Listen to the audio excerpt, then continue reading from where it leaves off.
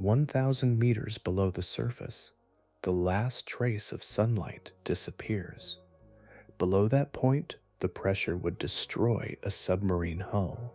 The temperature drops to just above freezing, and the darkness becomes something permanent.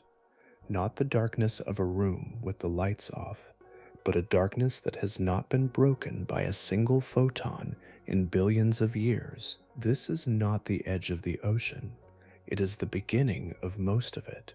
The black zone, everything below 1,000 meters, is the largest living space on this planet, and it is full of predators. In 2022, a camera was lowered more than 8,000 meters into one of the deepest trenches on Earth. The team expected little.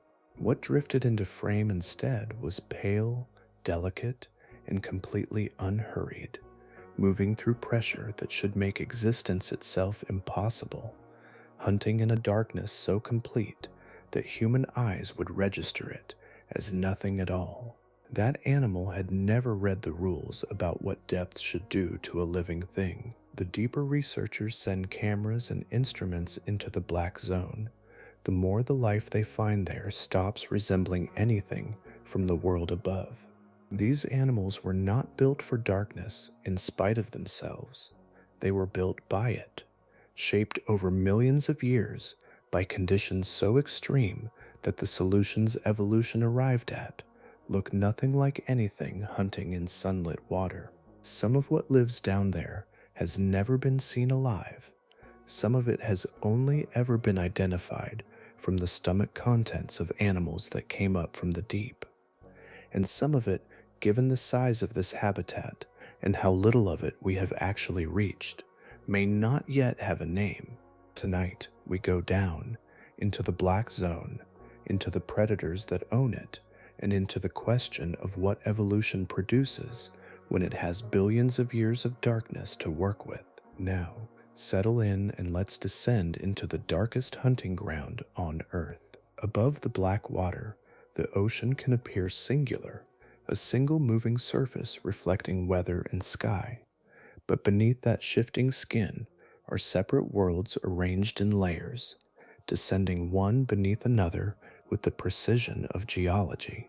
Each layer possesses its own physics, chemistry, and forms of life. A shark hunting near the surface and a fish drifting thousands of meters below may share the same ocean, yet they inhabit environments as different from one another as desert and polar ice. The boundaries dividing these worlds are not coastlines or continents. They are depth, pressure, temperature, and light, changing slowly at first, then absolutely. The uppermost layer is the sunlight zone, extending from the surface to roughly 200 meters below. Nearly all familiar marine life exists here. Coral reefs spread through warm, shallow water. Tuna cross open blue distances beneath migrating birds. Dolphins rise and vanish through shafts of sunlight. Here, sunlight still penetrates strongly enough for photosynthesis, allowing microscopic phytoplankton to transform light into energy, supporting almost every visible food chain in the sea. Nearly 90% of all known marine species live inside this relatively thin band near the surface, clustered within the only part of the ocean fully powered by the sun. Below it lies the twilight zone, descending from 200 to 1,000 meters. Sunlight weakens into a dim blue haze before disappearing altogether. Red colors vanish first, then orange and yellow, until almost everything becomes blue, gray, or black. Photosynthesis becomes impossible. Animals living here exist in an environment suspended between visibility and blindness. Many develop enormous eyes capable of detecting the faintest traces of light drifting downward from the world above. Others begin producing light themselves, small pulses and flashes suspended in the dark water like distant stars after sunset. At 1,000 meters, the midnight zone begins. This is the true threshold of the black zone, where no sunlight has ever reached in the history of Earth. The water remains in permanent darkness, year after year, untouched by dawn or season. Temperatures stabilize between 2 and 4 degrees Celsius. Pressure rises from 100 atmospheres to 400, compressing every surface and living body beneath immense force. Here, predators no longer depend on ordinary sight alone. Biology begins changing into stranger forms, shaped less by speed or color than by efficiency, patience, and survival, in a place where food is rare and energy cannot be wasted. Far deeper still stretches the abyssal zone, between 4,000 and 6,000 meters below the surface.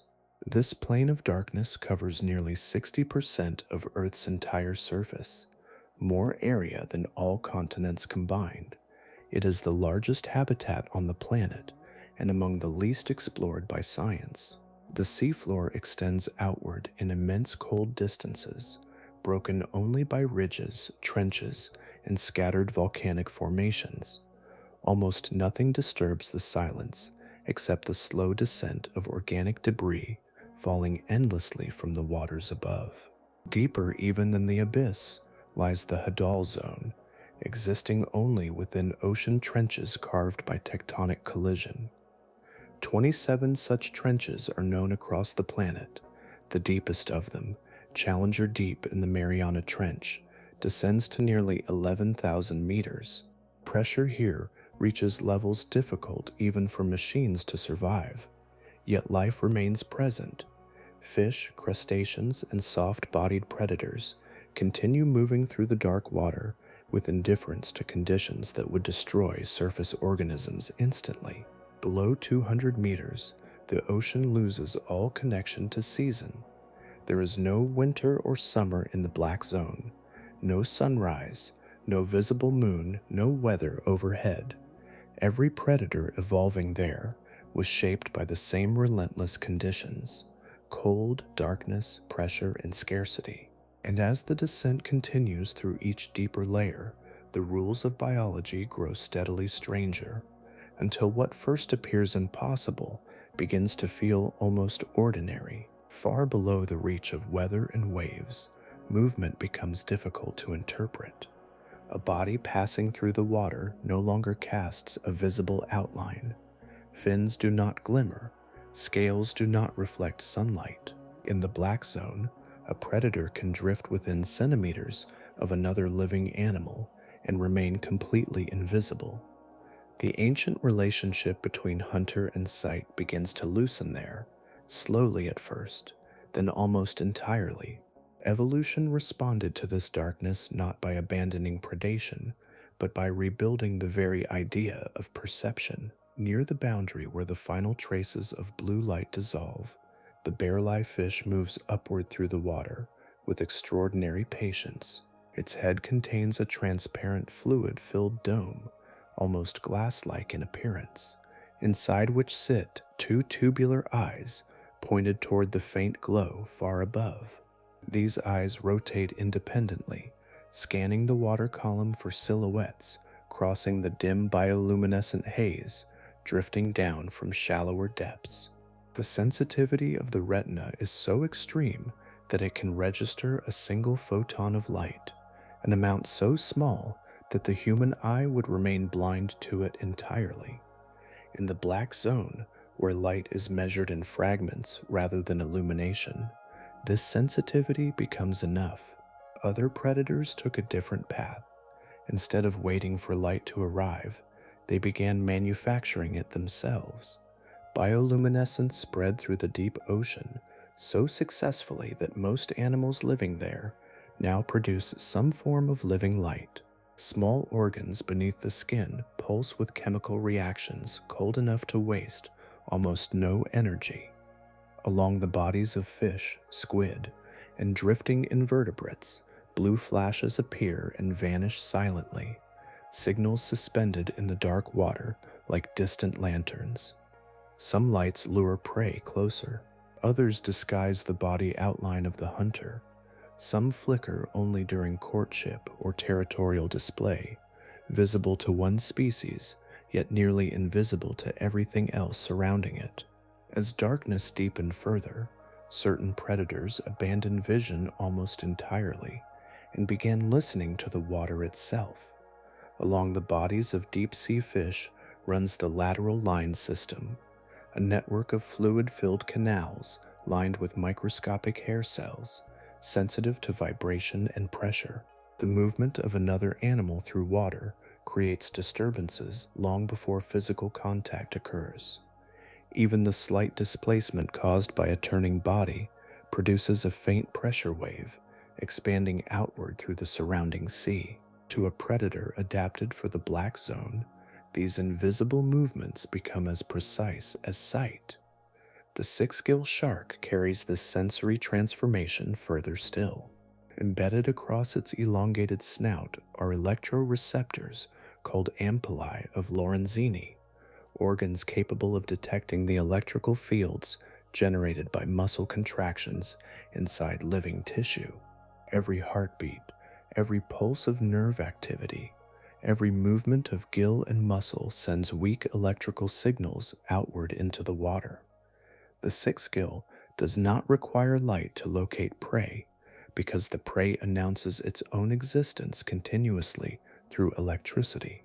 The measured sensitivity of these organs reaches approximately 5 nanovolts per centimeter, delicate enough to perceive electrical disturbances of almost unimaginable faintness across enormous distances. Chemoreception adds yet another layer to this invisible geography. Dissolved molecules drifting through the water become navigational trails extending across hundreds of meters of open ocean. Certain predators follow these chemical gradients with slow precision, adjusting direction through concentrations too faint for human instruments to notice immediately. In darkness where landmarks disappear completely, scent remains suspended in the water like memory. None of these adaptations emerged as imperfect substitutes for vision.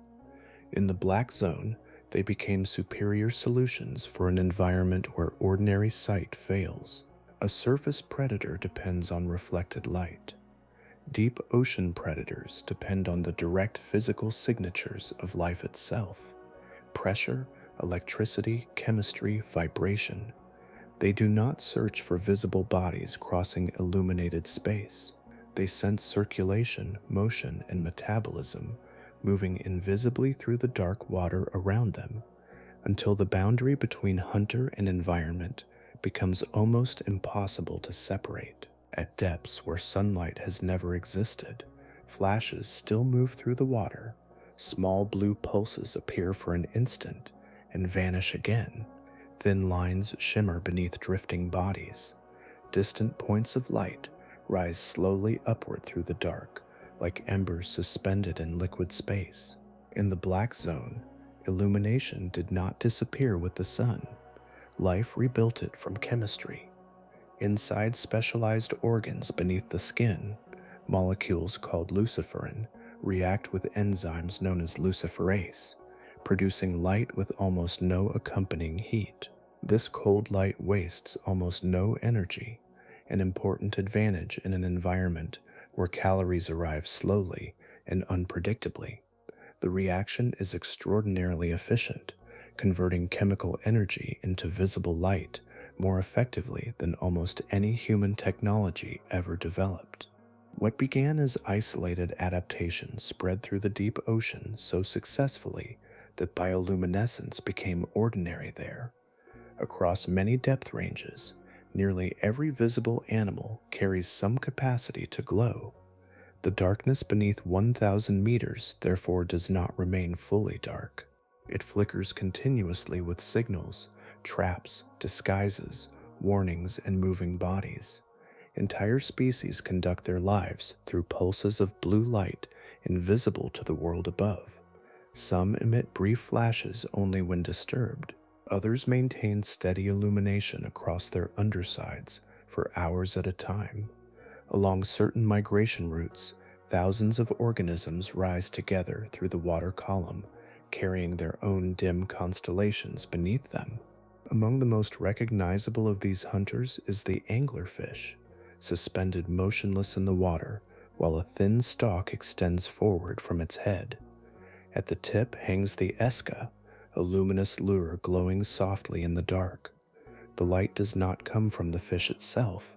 Colonies of symbiotic bacteria live inside the tissue of the lure, producing illumination in exchange for shelter and nutrients.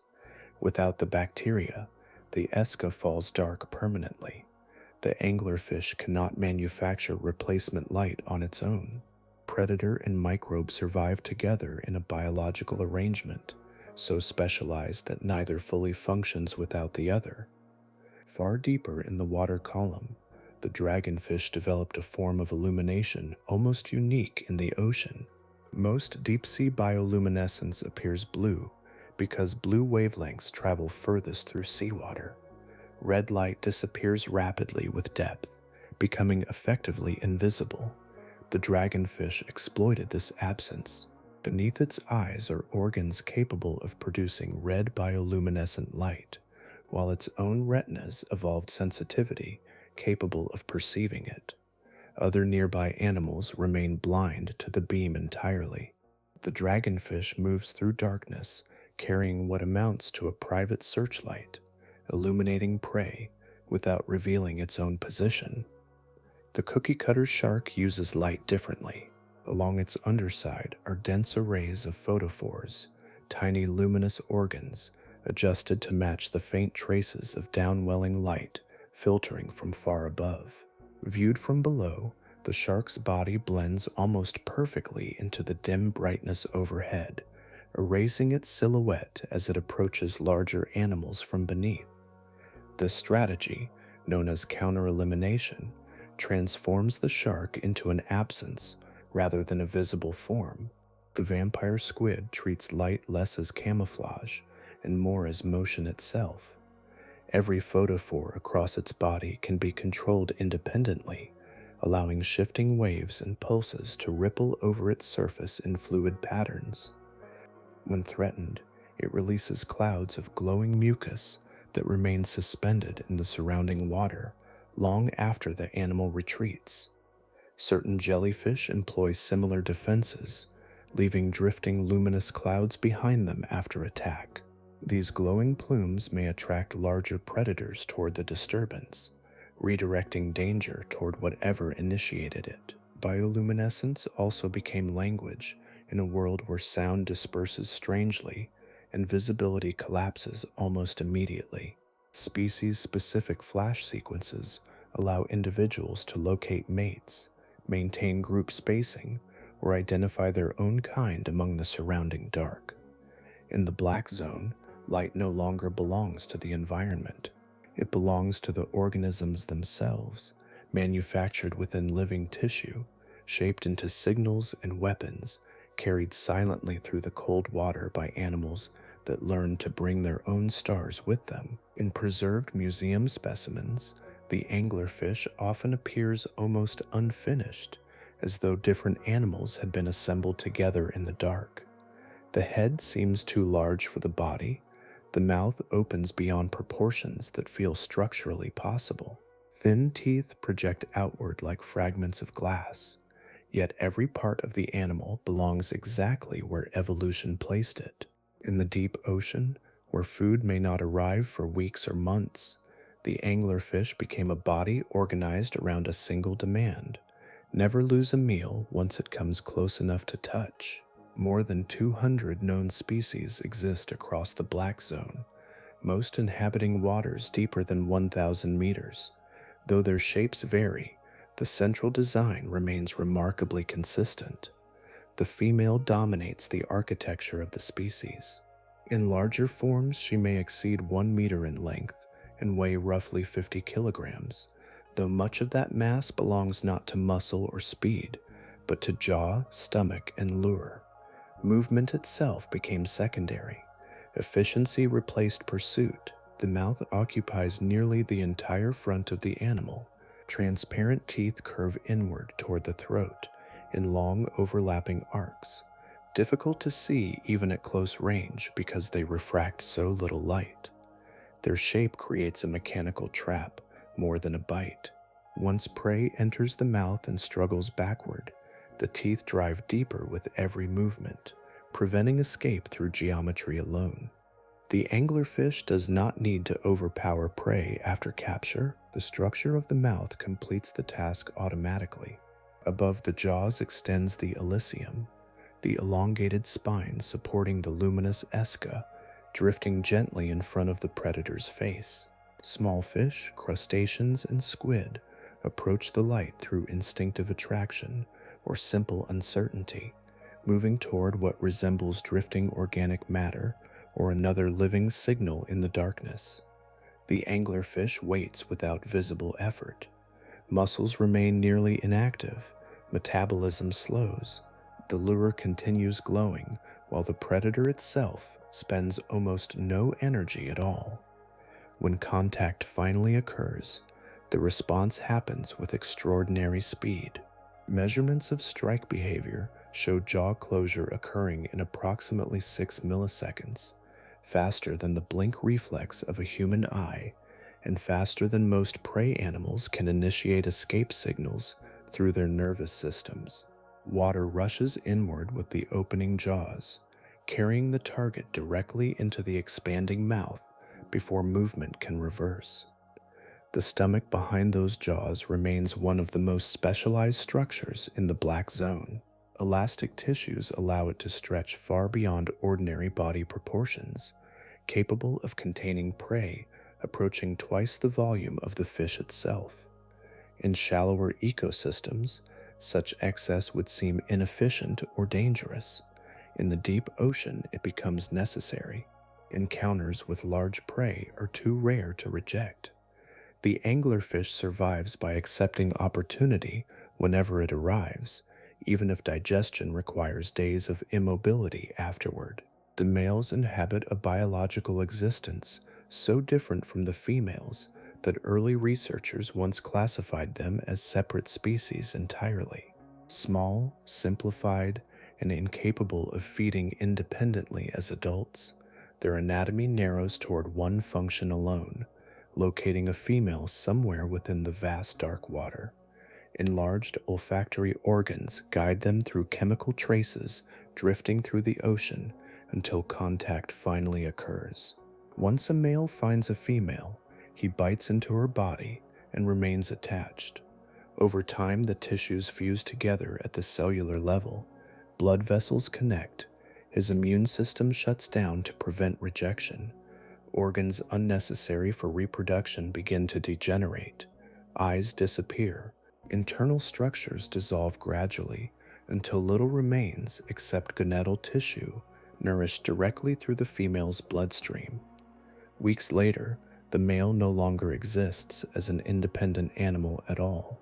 He has become a permanent extension of the female's body, contributing sperm whenever reproduction occurs. Some females carry multiple fused males simultaneously, several lives reduced into a single drifting organism, moving silently through the cold water, sustained by one circulatory system and one continuing hunt. Some predators of the black zone rely on size, patience, or concealment. Others compress violence into bodies scarcely larger than a human hand. In the deep ocean, where encounters with prey may last only fractions of a second before darkness closes again, certain fish evolved around speed and irreversible impact, carrying anatomical weapons that seem disproportionate even by deep-sea standards.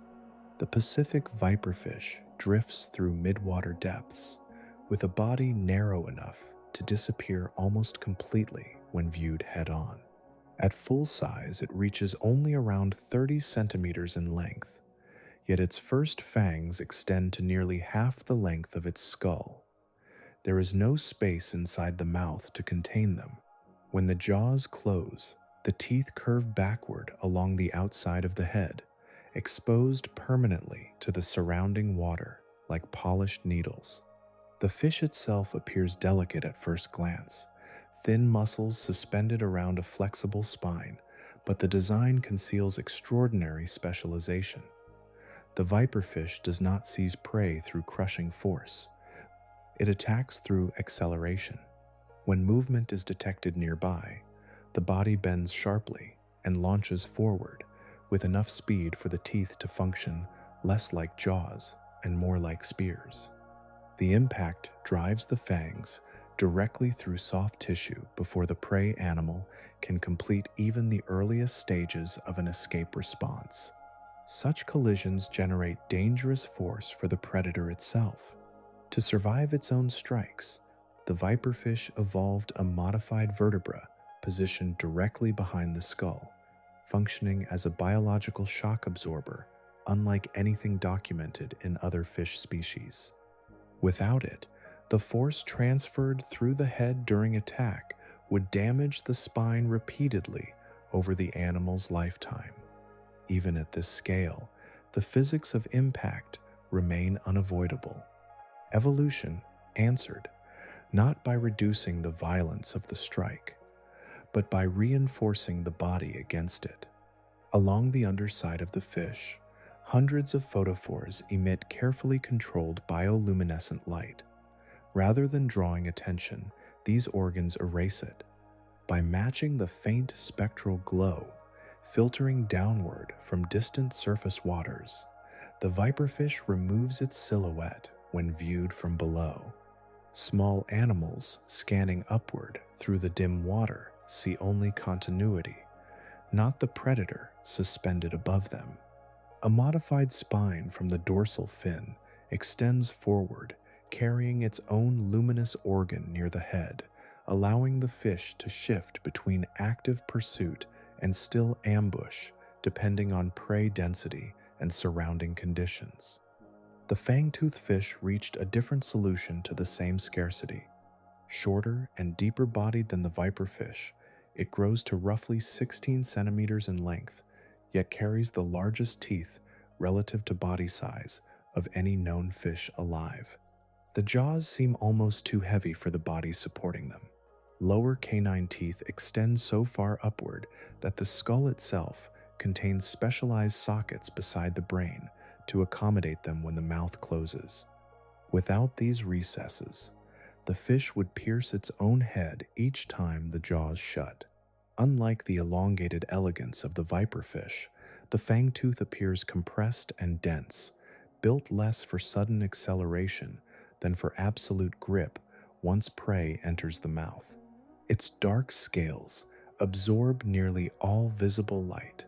The eyes remain comparatively small, while the jaws dominate the face entirely. Juveniles look so different from adults that early scientists classified them as separate species altogether. Young fangtooths possess lighter coloration, altered body proportions, and long defensive spines that disappear gradually as the fish matures and descends deeper into the ocean. Each night, both species begin slow vertical migrations upward through the water column. Guided by internal biological rhythms, synchronized to cycles of light they never directly witness, they ascend hundreds of meters toward shallower feeding zones where smaller fish and crustaceans gather under cover of darkness. Before dawn, they descend again into colder depths, crossing changing pressure and temperature gradients with quiet precision. These migrations repeat continuously throughout their lives, small predators moving silently between layers of the ocean, carrying oversized teeth through water that remains black around them in every direction. Long before cameras entered the deep Pacific, the giant squid existed in fragments, a severed arm tangled in fishing line, circular scars pressed into the skin of whales, pale carcasses collapsing onto remote beaches after storms. Sailors described immense tentacles rising beside wooden ships, bodies larger than any known predator drifting beneath black water. Most scientists treated such stories as exaggeration shaped by fear and distance. The ocean carried too many myths already, and the giant squid settled among them for centuries, suspended somewhere between biology and folklore. Yet the remains continued appearing. Beaks surfaced from the stomachs of sperm whales hunted in northern seas. Tentacles longer than small boats emerged in trawl nets dragged accidentally through deep water. Each discovery added detail without providing understanding. Before the early years of the 21st century, every confirmed specimen came from an animal already dead or dying. No human being had observed a healthy giant squid alive in its natural environment. That changed in late September of 2004. Japanese researchers Tsunemi Kubodera and Kyoichi Mori lowered a baited camera system nearly 900 meters beneath the North Pacific, targeting depths where sperm whales regularly descended to feed. Hours passed in darkness before something struck the bait and became partially entangled in the line. Over the next 4 hours, the camera captured more than 500 photographs of a living giant squid fighting to free itself, twisting through the water in long, pale arcs before finally tearing away and disappearing back into the dark. For the first time, the animal existed not as wreckage, but as motion. Large females may reach lengths approaching 13 meters from arm tip to tail, though much of that distance belongs to elongated feeding tentacles extending far beyond the central body. The eyes alone reach roughly 30 centimeters in diameter, larger than those of any other living animal on Earth. They do not function merely to gather faint light. They appear specialized for detecting enormous moving disturbances through darkness, particularly the bioluminescent flashes triggered by descending sperm whales. As a whale moves downward through the black zone, smaller organisms around it emit sudden pulses of light in response to disturbance. The giant squid's enormous eyes detect these flashes from remarkable distances, providing advance warning of the predator approaching through the water. In darkness, where direct visibility collapses almost immediately, the squid perceives movement indirectly through the reactions of surrounding life. The body itself remains almost entirely soft tissue, except for one structure hidden at the center of the arms. 8 primary arms surround the mouth, lined with suckers edged in sharp chitin teeth that grip and tear simultaneously once contact occurs. 2 longer feeding tentacles extend rapidly outward to seize prey at greater distance, ending in expanded clubs covered with rotating suckers. At the center waits a dense chitinous beak capable of shearing flesh and severing spinal tissue with concentrated force. It is the only rigid structure inside an otherwise fluid body adapted for deep water. Evidence of conflict between squid and whale continues surfacing across the oceans. Sperm whales frequently carry circular scars impressed into their skin from giant squid sucker rings, some exceeding 10 centimeters across. Certain scars appear far larger than those produced by any preserved specimen yet measured by science, suggesting encounters with individuals substantially exceeding confirmed records. These battles unfold entirely beyond human sight, in cold water where sound and pressure travel farther than light. Despite their scale, giant squid appear to live largely solitary lives. Encounters between adults are believed to occur mainly during reproduction. Females release hundreds of thousands of eggs, suspended in gelatinous masses drifting through open water before dying shortly afterward. From those drifting eggs emerge transparent young scarcely recognizable as future giants. They descend gradually into deeper darkness as they grow, carrying forward a lineage that spent most of human history hidden so completely that even its existence seemed uncertain. An immense solitary predator moving through the black zone while the surface world debated whether it was real at all. In the waters surrounding Antarctica, where cold currents descend into immense depth and sunlight weakens beneath drifting ice, Another cephalopod moves through the black zone with a different kind of weight. The colossal squid is often described beside the giant squid, yet the comparison obscures more than it explains. These are not larger and smaller versions of the same creature.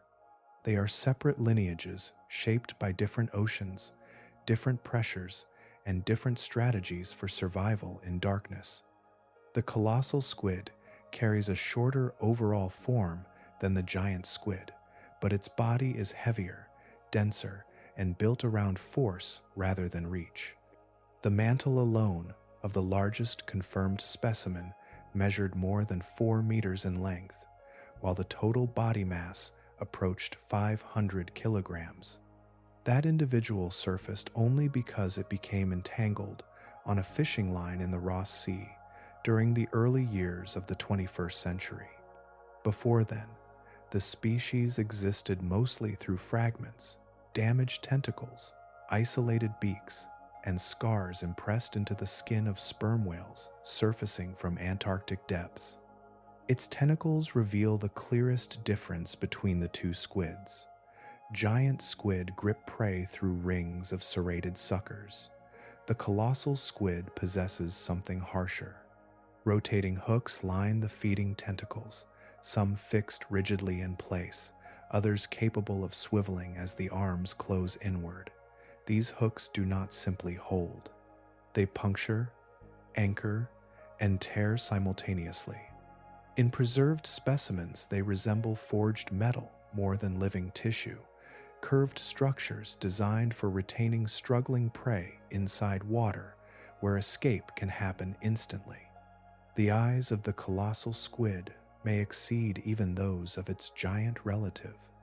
Estimates place them between 30 and 40 centimeters in diameter, potentially the largest eyes ever possessed by any known animal, living or extinct.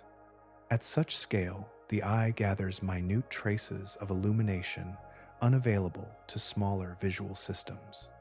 In Antarctic depths, where even bioluminescence becomes sparse, this sensitivity allows the animal to perceive disturbances across dark water at distances where human instruments register almost nothing at all.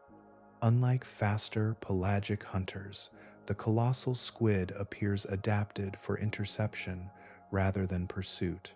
Its body suggests a predator conserving energy wherever possible. Musculature remains thick but comparatively slow, suited less for long chases than for sudden restraint once prey enters range. This interpretation aligns closely with the animal's remarkably low metabolic rate. In near-freezing Antarctic water, where prey density remains limited and movement itself becomes energetically expensive, survival depends on balance. A predator burning excessive calories in pursuit risks starvation long before success. The cold surrounding Antarctica reinforces this strategy further. Metabolism slows naturally in such temperatures, reducing the amount of food required to sustain enormous body mass. A colossal squid, weighing nearly 500 kilograms, may survive on far less energy than a similarly sized predator in warmer oceans. It drifts through deep water with patient economy, waiting rather than searching continuously. Yet despite its scale, almost everything known about the species remains indirect. No human being has ever observed a colossal squid hunting freely in its natural habitat. Understanding comes instead from evidence left behind. Beaks recovered from sperm whale, stomachs provide measurements of size distribution. Circular wounds across whale skin reveal encounters occurring far below the surface. The single captured specimen offers anatomy without behavior, structure without movement.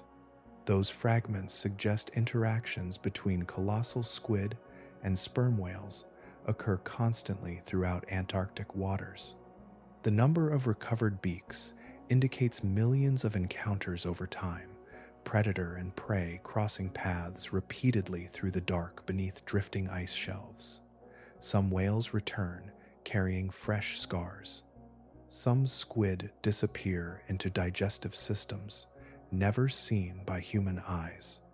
Entire struggles unfold silently at depth, hidden beneath kilometers of water where pressure suppresses light and sound alike. A continuous conflict taking place in one of the least observed environments on Earth. At the surface, the sperm whale appears almost slow.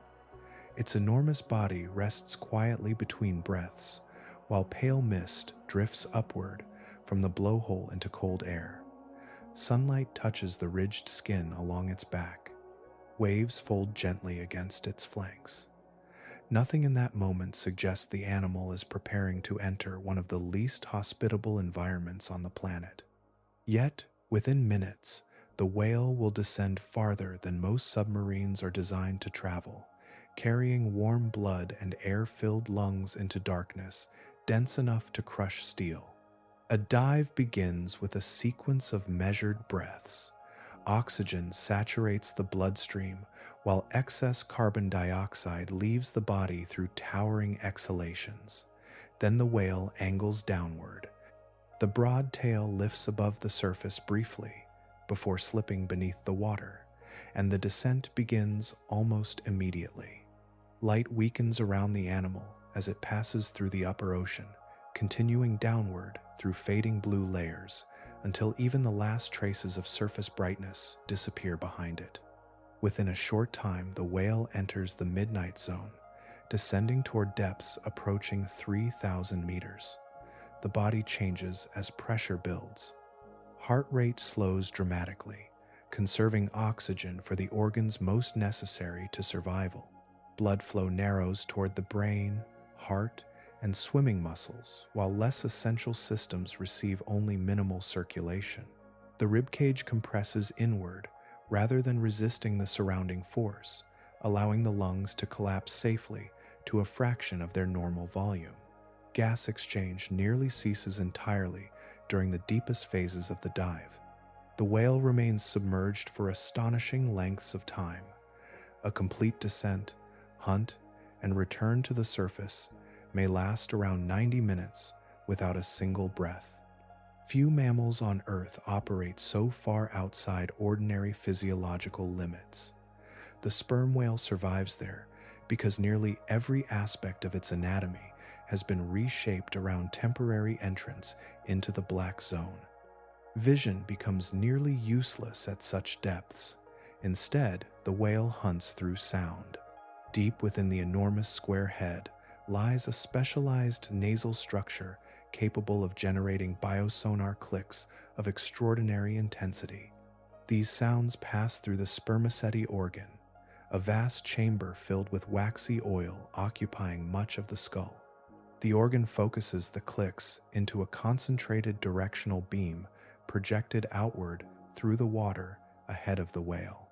The sound produced is immense. At full intensity, sperm whale clicks reach approximately 230 decibels, making them the loudest biological sounds known on Earth. In water, these pulses travel immense distances through darkness before striking objects and returning as echoes. Every squid body, every shifting movement, every density difference in the surrounding sea reflects information back toward the whale. The returning echoes provide astonishing detail.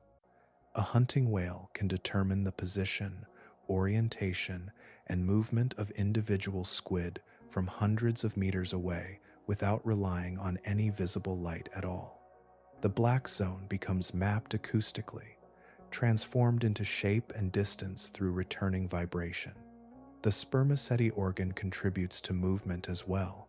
By adjusting temperature within the waxy oil, the whale subtly alters buoyancy, allowing controlled ascent and descent with reduced muscular effort. Heat changes density. Density changes lift. The whale glides vertically through immense pressure gradients using physics woven directly into its anatomy. These dives are not passive searches through empty water. The scars carried by adult sperm whales reveal resistance from the animals they pursue. Circular sucker marks spread across the skin in pale rings and fresh wounds, especially around the head and flanks. Some cuts remain recent and bleeding when whales surface after feeding dives. Others fade into layered white patterns accumulated over decades beneath the ocean. Far below the reach of sunlight, warm-blooded mammals and enormous cephalopods continue meeting in darkness every day. The whale descends, carrying air from the surface world into depths where air itself cannot exist. Then, after the long silence of the hunt, it turns upward once more, following instinct and memory back toward light it has not seen for more than an hour. For much of scientific history, the deep ocean floor was imagined as a place of slow decline, a cold plain receiving only the final remains drifting downward from the bright world above. Life there was expected to be sparse and dependent, surviving on fragments carried from distant sunlight.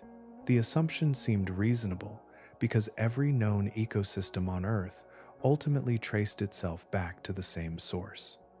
Plants captured solar energy. Animals consumed the plants or consumed one another. Even in the deepest waters, the chain appeared unbroken.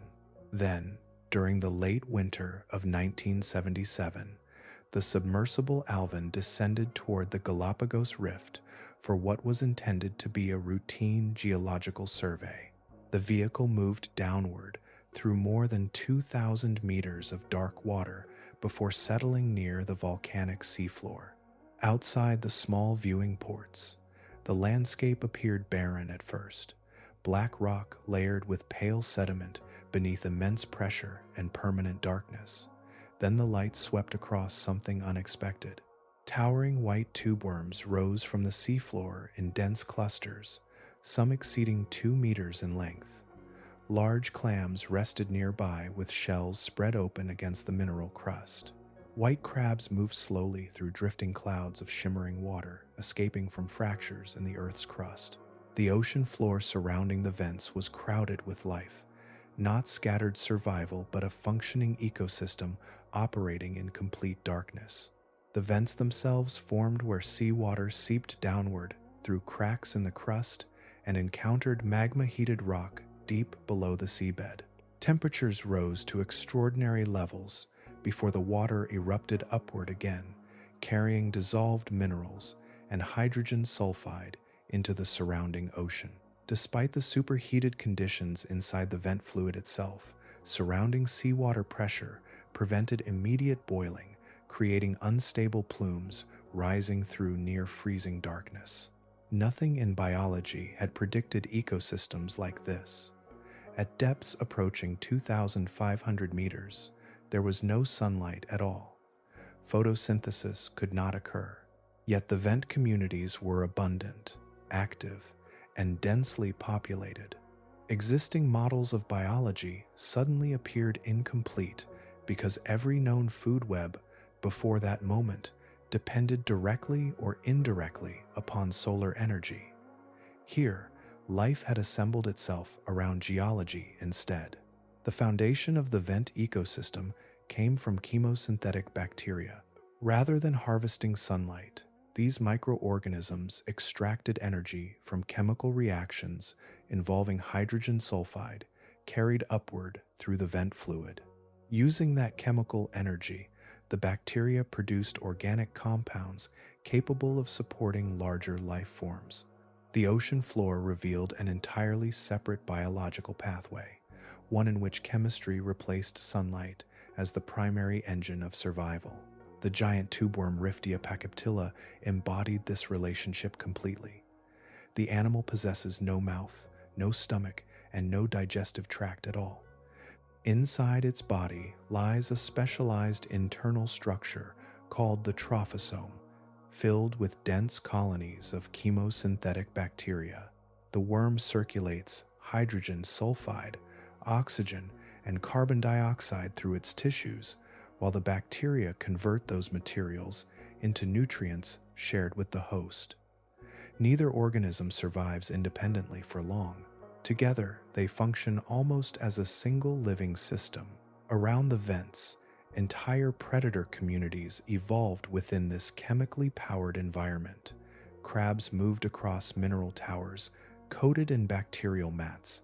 Vent shrimp gathered near the warm fluid flows, carrying unusual photoreceptive organs along their backs that may detect faint infrared radiation emitted by the vent water itself.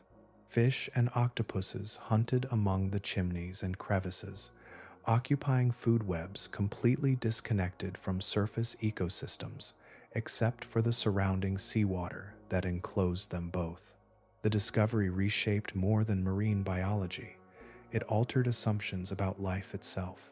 Biologist Sylvia Earle later described the finding as one of the most important biological discoveries of the 20th century because it demonstrated something previously unimagined.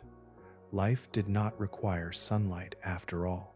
Beneath kilometers of cold water, surrounded by darkness and volcanic heat, organisms had built entire worlds from chemistry and liquid water alone, thriving in silence on the ocean floor while the surface remained unaware they existed. Some animals appear ancient because they resemble fossils preserved accidentally into the present. The goblin shark carries that impression immediately. Its elongated snout projects forward like a blade carved from pale cartilage. The body hangs loose in the water without the rigid muscular tension associated with surface sharks. Even its movements seem older somehow, slow and deliberate, as though shaped for an ocean far quieter than the modern world above it. The lineage of the goblin shark extends back approximately 125 million years to the early Cretaceous period, before Tyrannosaurus rex had evolved, and while shallow seas still divided large portions of the continents. Through asteroid impacts, climate shifts, ice ages, and the extinction of countless marine predators, the fundamental structure of this shark remained largely unchanged.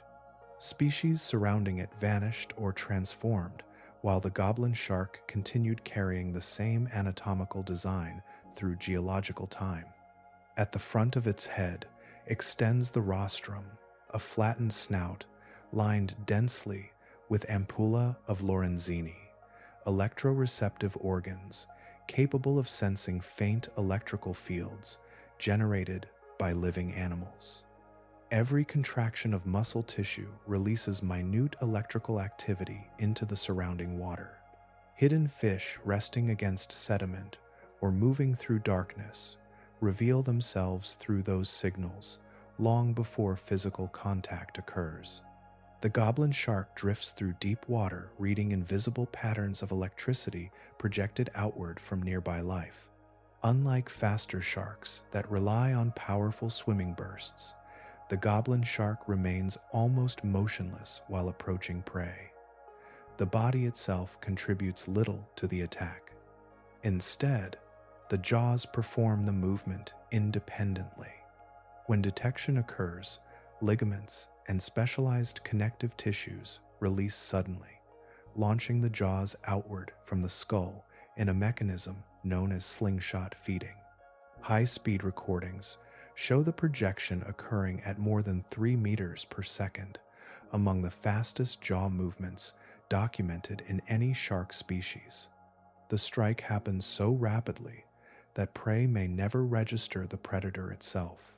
The shark remains suspended in place while the mouth extends forward through the water, capturing fish or squid beyond the normal reach of its head. Teeth close inward before the body even begins to move. In darkness, where visibility remains limited and reaction time determines survival, this separation between body and bite becomes highly effective. The goblin shark's appearance reflects the depths it inhabits. Its skin lacks strong pigmentation, leaving blood vessels visible beneath translucent tissue and producing a muted pink coloration, unlike the gray or blue tones common in surface sharks. The musculature appears soft and underdeveloped compared to fast-swimming pelagic species because speed is not central to its hunting strategy. It conserves energy through stillness, drifting quietly through the water, while sensory organs perform most of the searching. Inside the body, the liver expands to extraordinary proportions, comprising as much as 1/4 of the shark's total mass. Filled with low-density oils, the organ functions as a buoyancy system, allowing the animal to remain neutrally suspended without constant swimming effort. In deep water, where food remains scarce and long distances separate encounters with prey, unnecessary movement becomes costly. The goblin shark survives by reducing expenditure wherever possible. Encounters with living individuals remain extremely uncommon. Fewer than 50 have been directly observed alive by scientists, most appearing briefly through remotely operated vehicle footage or accidental capture in deep water fishing equipment. Nearly everything known about their natural behavior comes from fragments, short observations in artificial light, before the animals disappear again into depths difficult for humans to reach consistently. When viewed underwater, the shark often seems less like an active predator and more like drifting anatomy suspended in the current. Pale jaws folded inward beneath the long snout, while the body moves with almost no visible effort. Then the feeding mechanism activates, and the stillness disappears in an instant. 125 million years of evolutionary history compress into a single, sudden motion, precise enough that the surrounding ocean has never required the design to become anything else. Most sharks carry 5 gill slits along each side of the body, a pattern repeated so consistently across modern species that it feels almost fixed within the architecture of sharks themselves. The blunt-nosed sixgill shark breaks that pattern quietly. Behind its broad head lies a 6th gill slit, an anatomical detail small enough to overlook at first glance, yet old enough to reach back more than 200 million years into the Triassic oceans. Long before modern sharks diversified into their present forms, ancestors carrying this arrangement already moved through prehistoric seas. The sixgill remains among the largest predatory sharks alive today. Large individuals exceed 5 meters in length and weigh more than 500 kilograms, their bodies thick and muscular beneath muted gray skin. Yet unlike faster pelagic sharks crossing sunlit water near the surface, the sixgill spends much of its existence in darkness far below ordinary human observation. During daylight hours, it inhabits depths approaching 2,500 meters, resting within cold water where pressure suppresses movement and sunlight no longer exists. As night approaches overhead, the shark begins to rise. It ascends gradually through the water column, following the vertical migration of fish and squid, moving upward beneath the cover of darkness. This pattern repeats with remarkable consistency, synchronized to cycles of day and night, despite the shark itself spending many hours in complete blackness. The migration resembles a biological rhythm preserved across immense spans of evolutionary time, an inherited movement older than most living ecosystems near the surface. Its eyes carry a vivid green fluorescence when illuminated by artificial light, an adaptation thought to maximize sensitivity under extremely dim conditions. At depths where the human eye perceives only uniform darkness, the sixgill continues gathering visual information from the faintest available traces. The surrounding water remains nearly black, yet the shark moves through it with calm precision, guided by sensory systems refined across geological ages. The body plan itself differs noticeably from most modern sharks. Instead of carrying 2 prominent dorsal fins, the sixgill possesses only a single dorsal fin positioned far back near the tail, echoing shark lineages preserved in Triassic fossils. The shape appears primitive only because so many related forms disappeared while this arrangement persisted. In the deep ocean, Evolutionary age often survives not through complexity, but through stability. Its feeding behavior reflects extraordinary flexibility. Stomach analyses reveal diets, including fish, rays, squid, crustaceans, smaller sharks, and the remains of marine mammals descending through the water after death. The sixgill shifts between active predation and scavenging depending on opportunity, taking advantage of whatever the environment provides. In deep ecosystems where food availability changes unpredictably, specialization can become a disadvantage. The sixgill instead remained adaptable enough to exploit nearly any source of nutrition crossing its path. Reproduction follows the same principle of abundance over investment. Females may produce litters exceeding 100 pups, the largest confirmed litter size known among sharks. The young emerge fully formed and immediately disperse into deep water without parental protection. Most vanish into the immense surrounding ocean within moments of birth, beginning solitary lives in darkness beneath pressures that shaped their lineage for millions of years. For much of modern science, the sixgill remained poorly understood because its preferred depths lay beyond the reach of conventional observation. Tagged individuals disappeared beneath research vessels into water too deep for divers and too dark for early equipment. Only during the early years of the 21st century did remotely operated vehicles begin allowing sustained encounters with living animals in their natural environment. Through those brief illuminated windows, scientists watched sixgills moving slowly across the seafloor or emerging silently from dark water beyond the limits of visibility. Even now, much of the shark's life continues unobserved. Somewhere beneath the upper ocean each day, sixgills rest motionless in cold darkness before beginning their nightly ascent again, carrying a body plan older than flowering plants through waters that changed around it, while the animal itself remained almost the same. Far below the migrating fish and descending predators, beneath the last movements of active hunting, the deep ocean settles into an almost motionless descent of matter from worlds above. Nothing arrives quickly there. The abyss receives its food in fragments so small and sparse that entire ecosystems depend upon particles drifting downward, one grain at a time, through thousands of meters of water. Marine biologists gave this slow descent a deceptively gentle name, marine snow. Under the lights of a submersible, it resembles pale flakes suspended in darkness, moving without direction or urgency.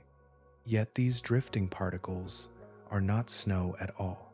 They are the remains of life from the surface ocean: dead plankton, shed mucus, bacteria, microscopic fecal pellets, fragments of jellyfish tissue, scales, eggs, and dissolving traces of bodies already consumed elsewhere during the long fall downward. The upper ocean produces enormous amounts of biological material each day beneath sunlight. Vast blooms of plankton feed fish, whales, squid, and countless drifting organisms. Yet almost none of that abundance survives the descent into the black zone.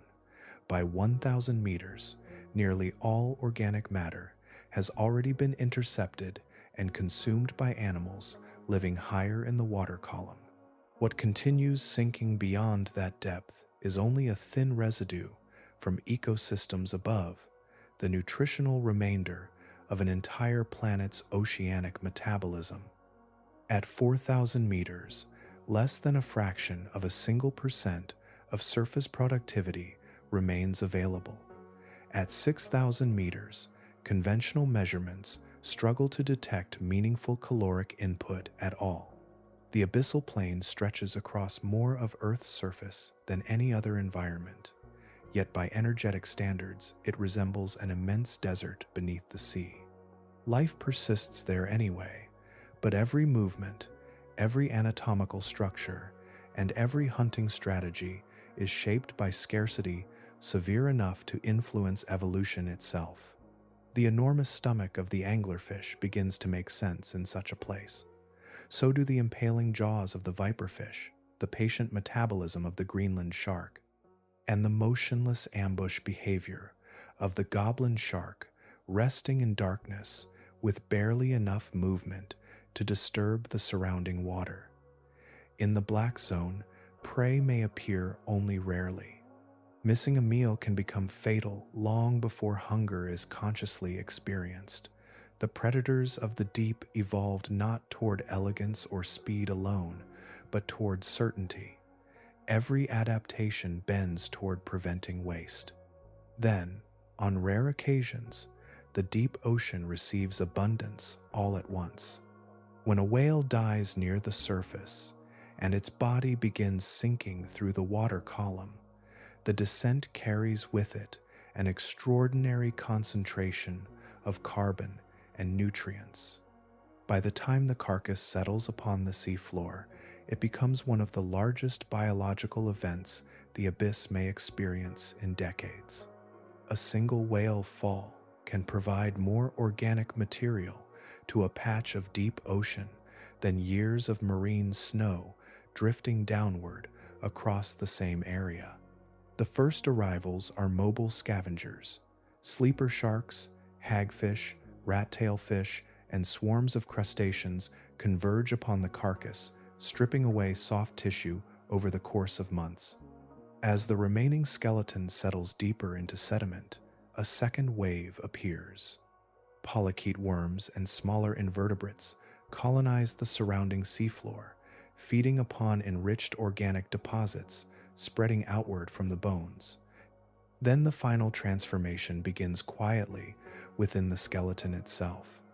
Lipids trapped inside the whale's bones break down through bacterial activity, releasing hydrogen sulfide into the surrounding sediment.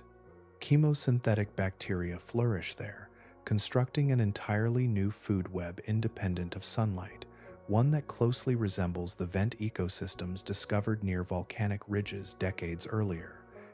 The whale becomes, for a time, a temporary oasis of chemical energy in the dark. Some whale fall ecosystems persist for nearly a century before fading back into the surrounding abyss. During that long interval, they function as biological stepping stones across the ocean floor, allowing vent-adapted species to spread gradually between isolated habitats over geological time. Even in the deepest darkness, life continues building pathways from scarcity, using the bodies of giants as bridges across the empty plain. Pressure in the deep ocean does not arrive as impact or movement. It exists everywhere at once, pressing equally across every surface without pause, without rhythm, without relief. A human descending through the water column would not feel it immediately in the dramatic way. Surface imagination often suggests the danger comes from what pressure does quietly to living structure itself, to the chemistry holding cells together, and the spaces within the body that evolved beneath the far lighter atmosphere above the sea. At 1,000 meters, the surrounding pressure reaches more than 100 atmospheres. At 4,000 meters, it rises to 400. At the bottom of the Challenger Deep, pressure exceeds 1,000 atmospheres, enough to compress a simple foam cup to the size of a golf ball, and enough to destroy an unprotected human body almost instantly. Yet the remarkable fact of the black zone is not that life survives there, but that life appears so completely at home within those conditions. Surface animals transported rapidly to such depths would experience catastrophic structural failure. Gas spaces inside the body would collapse under compression. Cell membranes would distort and rupture. Proteins responsible for basic biological processes would lose their functional shape. The chemistry of life itself begins failing under immense pressure when it evolved without preparation for such forces. The animals of the black zone solved this problem in an unexpected way. They did not become armored against pressure in the ordinary mechanical sense. Instead, Evolution altered the chemistry inside their cells, changing the molecular environment in which life operates. Deep-sea organisms survive not because pressure leaves them untouched, but because their biology expects it completely. Among the most important of these biochemical adaptations are compounds known as piezolites, especially trimethylamine oxide, often shortened to TMAO. These molecules stabilize proteins against the distorting effects of pressure, preserving the precise folded structures required for cellular function. Without that stabilization, enzymes and structural proteins would deform under compression and cease operating correctly. The relationship between TMAO, concentration, and ocean depth became so consistent that researchers can estimate the preferred depth range of certain fish simply by measuring the chemistry of their tissues. As depth increases, TMAO concentration rises with it, yet even this adaptation approaches a limit. Beyond roughly 8,200 meters, the concentration required to stabilize proteins may itself begin interfering with cellular activity. This threshold could explain why fish disappear below approximately 8,370 meters, despite deeper trenches still containing liquid water and potential food sources. Pressure also affects the behavior of fats within cell membranes. In shallow conditions, many animals rely heavily on saturated fats that maintain stable structures under ordinary temperatures and pressures. Deep-sea animals instead contain far greater proportions of unsaturated fatty acids, which remain fluid and functional within cold, compressed environments where ordinary membranes would stiffen and fail.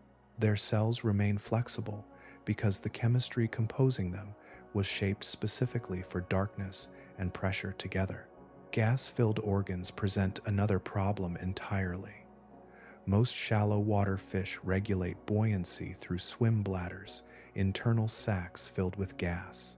In the black zone, such structures become dangerous. Gas compresses dramatically at depth and expands violently during ascent.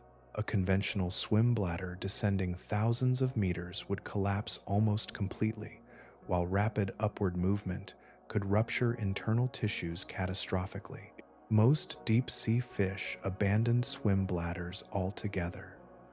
Neutral buoyancy instead comes from softer strategies, low-density tissues, oil-filled livers, and extraordinarily high water content within muscles.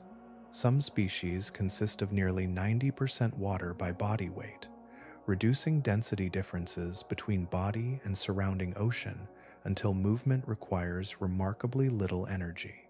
The deepest living vertebrate known, the hadal snailfish, embodies this principle almost completely. Its body appears gelatinous and structurally delicate when brought upward through the water column. Specimens reaching the surface often begin deteriorating within minutes, tissues losing coherence outside the pressure conditions that shape them. The snailfish is not fragile within its own world. It is perfectly matched to it. Only the surface transforms it into something unable to hold itself together. In the black zone, pressure is not an obstacle life occasionally endures. It is the environment life was written for at the molecular level, shaping bodies so completely that the absence of pressure itself becomes dangerous. In the cold water between Greenland and the deep North Atlantic, there are sharks moving so slowly that their motion resembles drifting more than swimming. A Greenland shark crosses the ocean at an average speed slower than a person walking across a quiet room.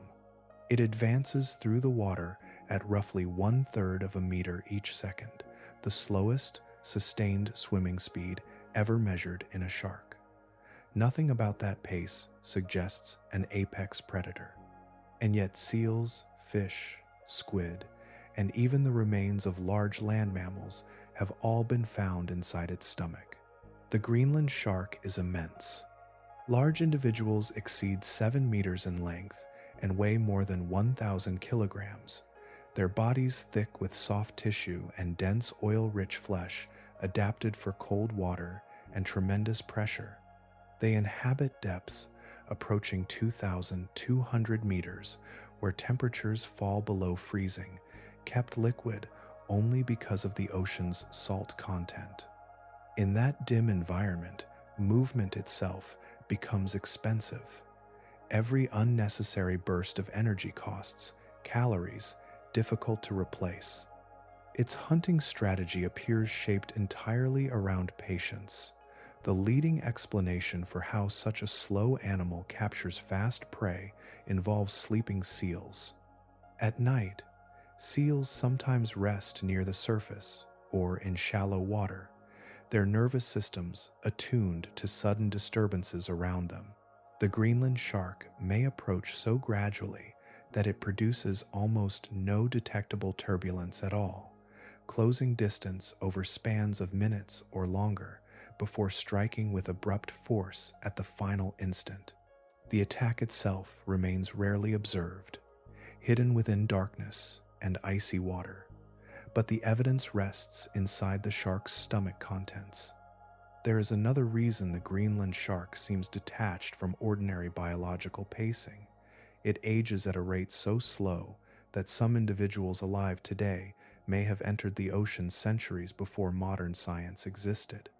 Researchers determined this through radiocarbon dating of proteins inside the crystalline lens of the eye, tissue formed at birth and never replaced throughout life.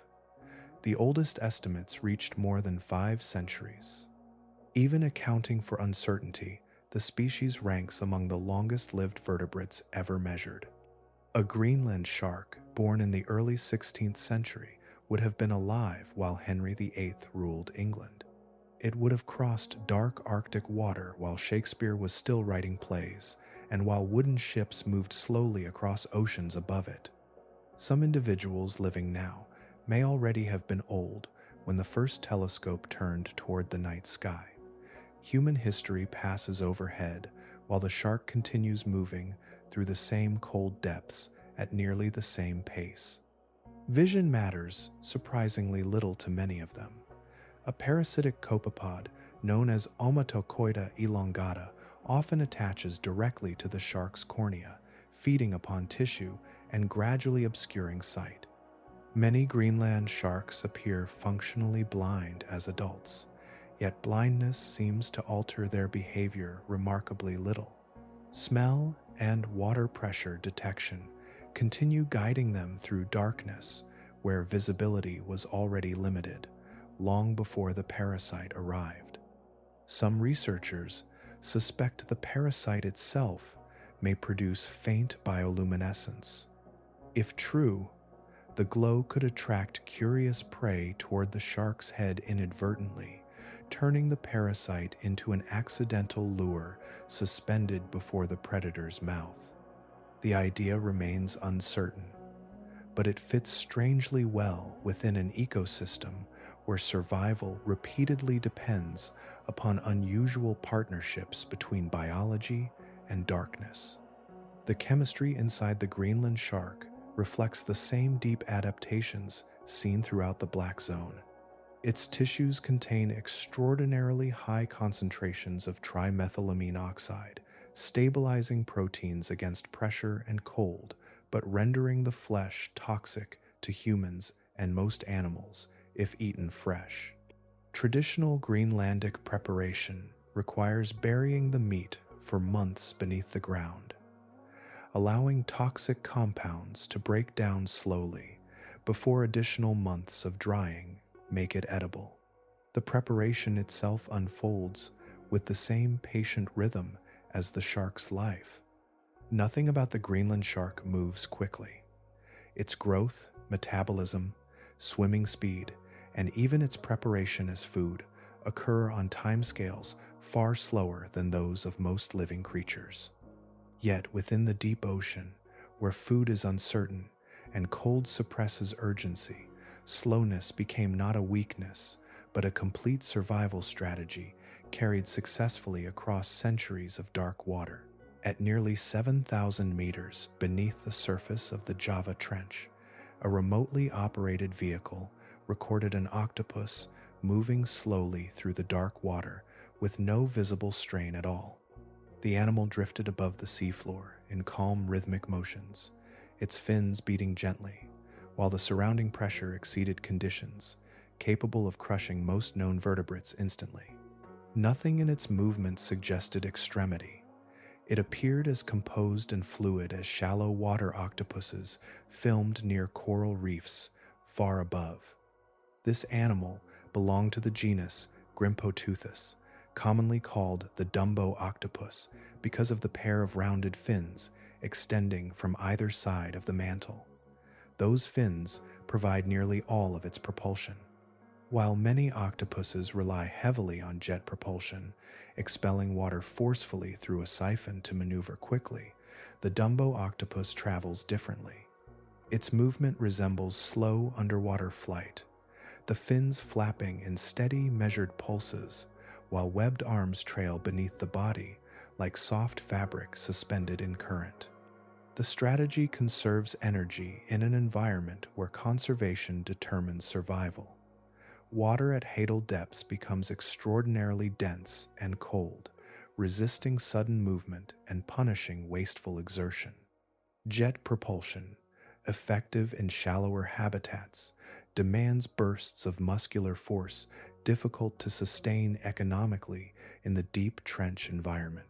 The Dumbo octopus, instead, moves with remarkable efficiency, exchanging speed for endurance in a place where prey appears infrequently and urgency often carries unnecessary cost. Its depth range remains among the widest documented for any octopus genus, extending from comparatively shallow waters around 100 meters to depths approaching 7,000. Few cephalopods tolerate such enormous variation in pressure. Between those extremes lies a gradient encompassing changes severe enough to collapse gas spaces, distort proteins, and alter cellular chemistry entirely. Yet the Dumbo octopus crosses that vertical range successfully, functioning within environments separated by nearly 7 kilometers of ocean. At the depths it inhabits, feeding behavior also changes. Many octopuses manipulate prey delicately with precise arm movements and specialized mouth parts capable of drilling or tearing shells apart. In the hadal zone, such prolonged handling becomes metabolically expensive. The Dumbo octopus instead swallows prey whole whenever possible, consuming small crustaceans, worms, and other benthic animals directly. The method reduces energy expenditure while shortening the time spent handling food in open water. Reproduction follows the same slow adaptability visible throughout deep trench ecosystems. Females carry eggs in multiple stages of development simultaneously, rather than producing a single synchronized clutch. In surface environments, breeding cycles often align with seasons, temperature shifts, or changing food availability. None of those signals exist consistently in the hadal zone. Temperatures remain near freezing year-round. Darkness never changes. There is no spring or autumn beneath 7,000 meters. By carrying eggs at different developmental stages, females remain capable of reproducing whenever conditions permit, rather than waiting for environmental cues that never arrive. The hadal zone itself exists only within ocean trenches, narrow geological fractures formed where tectonic plates descend beneath one another. These trenches cut downward through the seafloor in steep V-shaped formations deeper than the surrounding abyssal plain. Their shape alters how organic material settles through the water column. Marine snow drifting downward across open abyssal regions gradually concentrates within the trench depressions, funneled slowly toward the deepest points over immense spans of time. That accumulation creates localized increases in food availability compared to the surrounding seafloor. The hadal trenches therefore support communities denser and more biologically active than scientists once expected at such depths. Amphipods, snailfish, worms, sea cucumbers, and soft-bodied predators gather where sinking nutrients collect against the trench walls and floor. The Dumbo octopus moves through this environment without armor, speed, or aggression. Its body remains delicate, almost translucent beneath artificial light, yet perfectly adapted to one of the harshest habitats on Earth. In the hadal zone, survival often belongs not to the strongest structures, but to the softest ones, bodies flexible enough to yield completely to the pressure surrounding them rather than resist it. Somewhere on the deep sea floor, an animal related to the tiny woodlice hiding beneath garden stones moves slowly across sediment with the weight and proportions of something from another geological era. Its armored body curves segment by segment through the dark, pale legs, carrying it over mud where almost no light has existed for millions of years.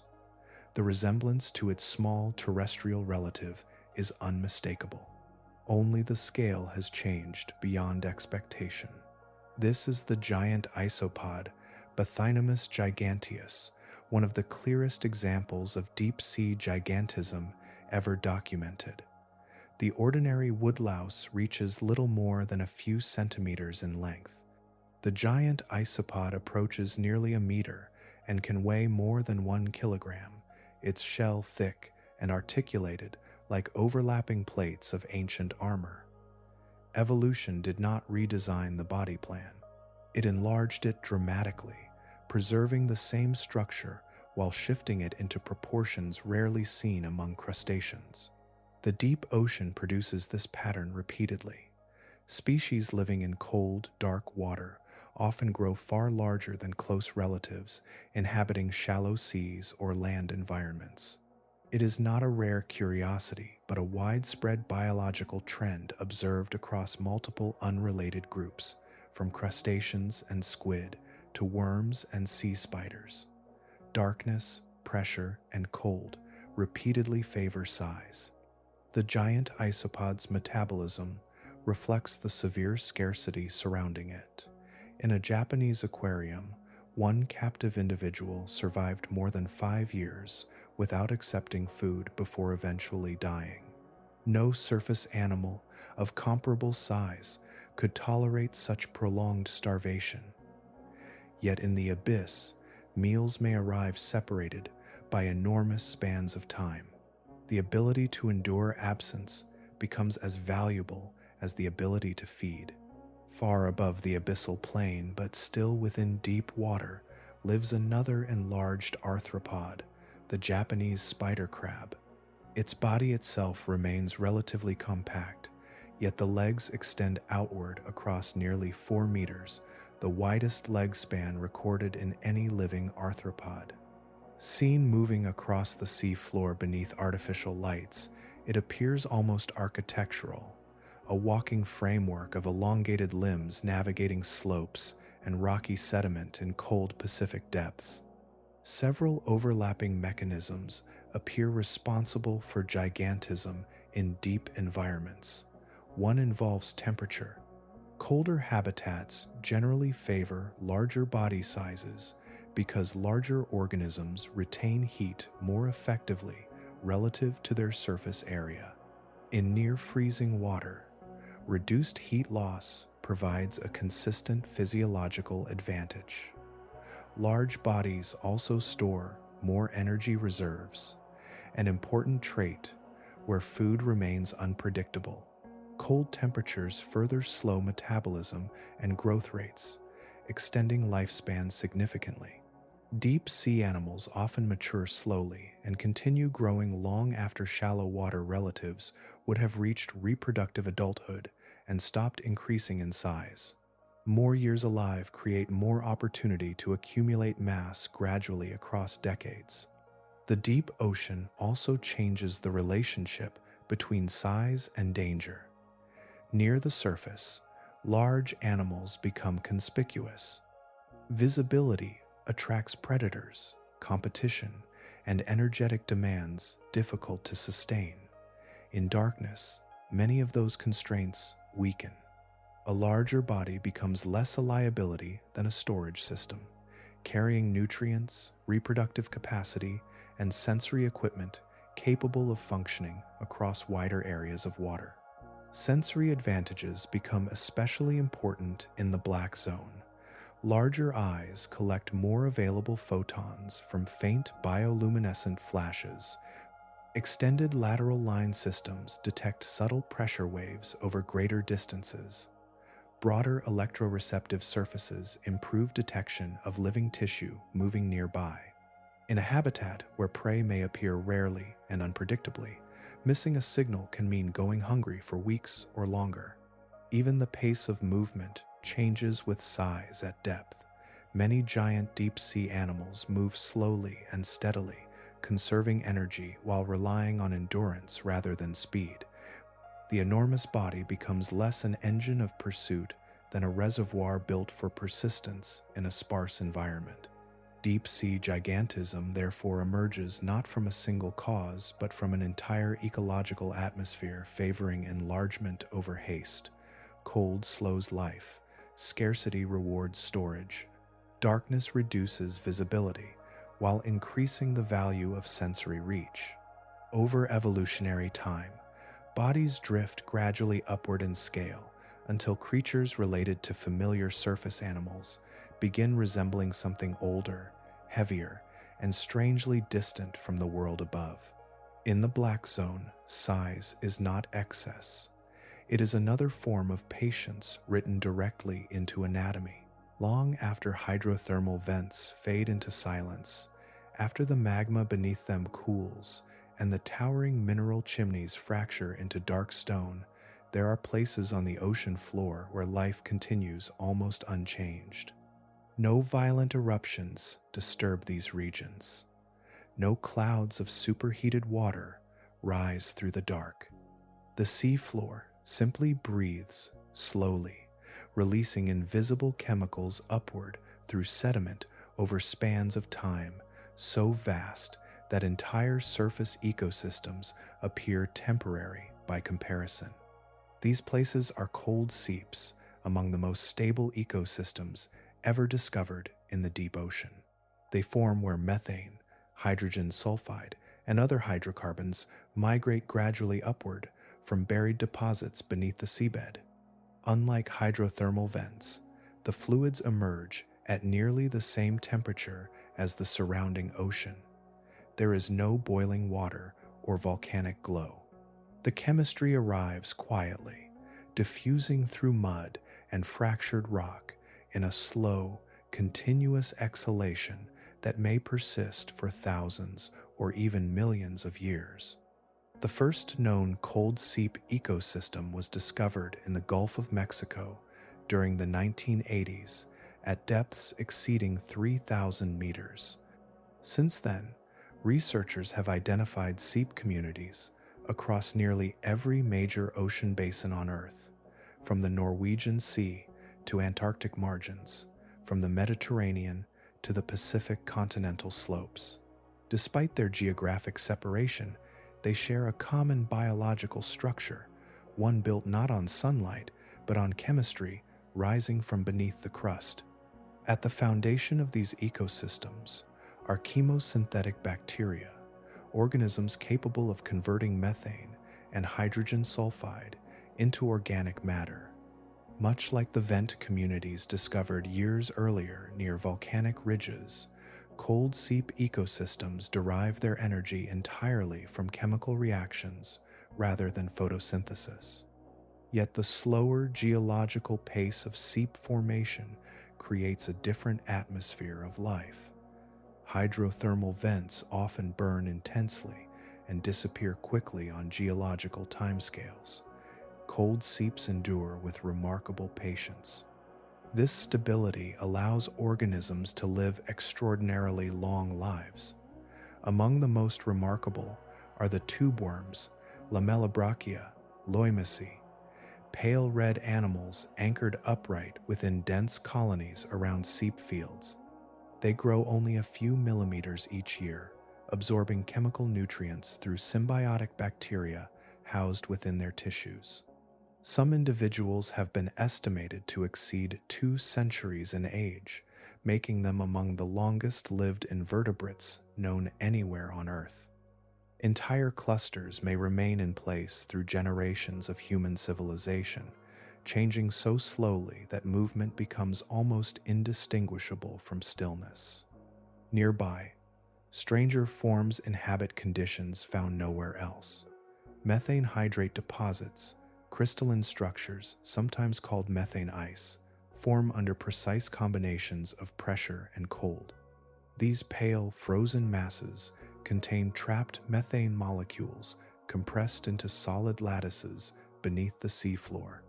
Living directly upon these deposits are methane iceworms, delicate, segmented animals uniquely adapted to conditions that would destroy most other organisms.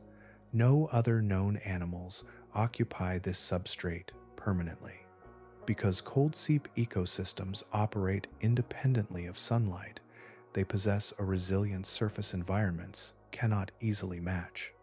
When asteroid impacts, volcanic winters, or climatic collapses darkened the atmosphere above, photosynthetic food webs in the upper ocean weakened catastrophically.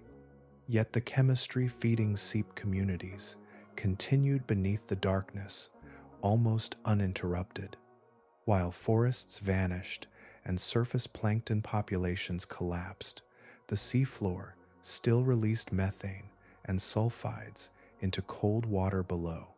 This stability may explain why cold seeps functioned as refuges during mass extinctions across geological history. Some modern seep organisms likely descend from lineages that survived the extinction event, ending the age of dinosaurs without abandoning their habitat at all. They endured not by adapting rapidly to catastrophe, but by existing in a world already detached from the sun's fluctuations. In the black depths beneath the continents, these ancient ecosystems persist with extraordinary calm. Sediment shifts slowly around them. Chemical currents continue rising from buried layers of earth. Tubeworms lengthen by fractions across decades. Methane ice remains locked beneath immense pressure, and life, separated from daylight for millions of years, continues almost beyond the reach of planetary change itself. Far below the layers where fast predators patrol through faint drifting light, there exists a region of the ocean where even breathing becomes difficult. The water here carries so little dissolved oxygen that most fish cannot sustain muscle activity for long, and many cephalopods never enter it at all. The currents move slowly through this dim boundary between the twilight and midnight zones, carrying suspended particles downward in endless, quiet descent. In this thin and depleted layer, one ancient animal solved survival not through speed or violence, but through withdrawal from competition itself. The vampire squid, Vampiroteuthis infernalis, belongs to a lineage unlike any other living cephalopod. Despite its common name, it is neither true squid nor octopus. It occupies its own separate taxonomic order, Vampiromorphidae, diverging from both relatives hundreds of millions of years ago. Its anatomy preserves traits from ancient cephalopod ancestors, while also displaying specialized adaptations found nowhere else in the modern ocean. Evolution altered its descendants repeatedly across geological time, yet the vampire squid remained remarkably stable, suspended almost outside the frantic biological arms race surrounding it. Its preferred habitat lies within the oxygen minimum zone, generally between 600 and 900 meters below the surface. Oxygen concentrations here can fall to levels that would suffocate nearly every active hunter described so far. The vampire squid tolerates concentrations near 3%, lower than any other known cephalopod. Its blood contains highly efficient oxygen-binding proteins, allowing it to extract usable oxygen from water where most predators cannot maintain consciousness for long. Its metabolism is correspondingly slow, conserving energy in a realm where exertion carries enormous physiological cost. This hostile water became a refuge precisely because so few competitors could follow. While other cephalopods evolved stronger tentacles, sharper beaks, and increasingly aggressive hunting strategies, the vampire squid abandoned predation almost entirely. It no longer chases prey through darkness. Instead, it feeds upon the constant drift of marine snow descending from the distant world above. Two long retractile filaments extend from its body into the surrounding water column like delicate threads suspended in darkness. These filaments gather fragments of organic debris, dead plankton, shed mucus, microscopic carcasses, and drifting fecal particles slowly falling through the sea. The collected material becomes coated in sticky mucus secreted along the filaments before being rolled into compact masses and transferred toward the mouth. No other known cephalopod survives primarily this way. The vampire squid stepped out of direct competition by accepting a food source ignored by nearly every active predator around it. Its body reflects this shift away from pursuit. Large eyes, adapted for dim light, dominate the head, yet the musculature remains relatively weak compared to fast-swimming squid. Webbing stretches between its arms in a dark, cloak-like membrane, giving the animal its familiar silhouette as it drifts through oxygen-poor water with restrained, economical motion. Every aspect of its anatomy appears calibrated toward minimizing energy expenditure. When threatened, it does not release ink. Ink clouds would dissipate too quickly in the deep ocean and require metabolic resources difficult to replace. Instead, specialized organs release glowing bioluminescent mucus into the surrounding water. The suspended particles continue shining for several minutes after release, creating a drifting luminous decoy while the animal retreats slowly into darker water beyond immediate detection. It possesses another defensive transformation equally unusual. The arms and webbing can invert completely over the body, turning the animal inside outward in a posture sometimes called the pineapple position. Rows of fleshy spines, known as cirri, become exposed across the inner arm surfaces, presenting predators with a confusing sphere of projections rather than a soft, vulnerable body.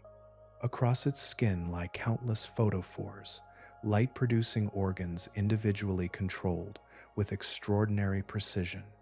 Some glow steadily, others pulse in shifting patterns before vanishing instantly into darkness. In a world where nearly every organism competes fiercely for scarce energy, the vampire squid survives through refusal. It withdrew into inhospitable water, accepted the slow drift of marine snow, and built an existence around patience rather than pursuit. Several hours before dawn, while most coastlines remain dark and silent beneath the night sky, an immense movement is already underway beneath the surface of the ocean. Across the Atlantic, Pacific, Indian, Arctic, and Southern Oceans at the same time, billions of animals begin rising upward through the water column. They emerge from depths where sunlight never reaches and travel hundreds of meters toward the surface in one of the largest synchronized migrations on Earth. A planetary rhythm so ancient that it predates humanity by millions of years. For much of human history, this migration remained completely invisible. Even during the early 20th century, ships crossing the ocean had no indication that entire biological layers were moving beneath them each night. Then, during the Second World War, sonar operators monitoring submarine activity began detecting what appeared to be a false seafloor suspended far above the actual bottom. Stranger still, this phantom boundary moved.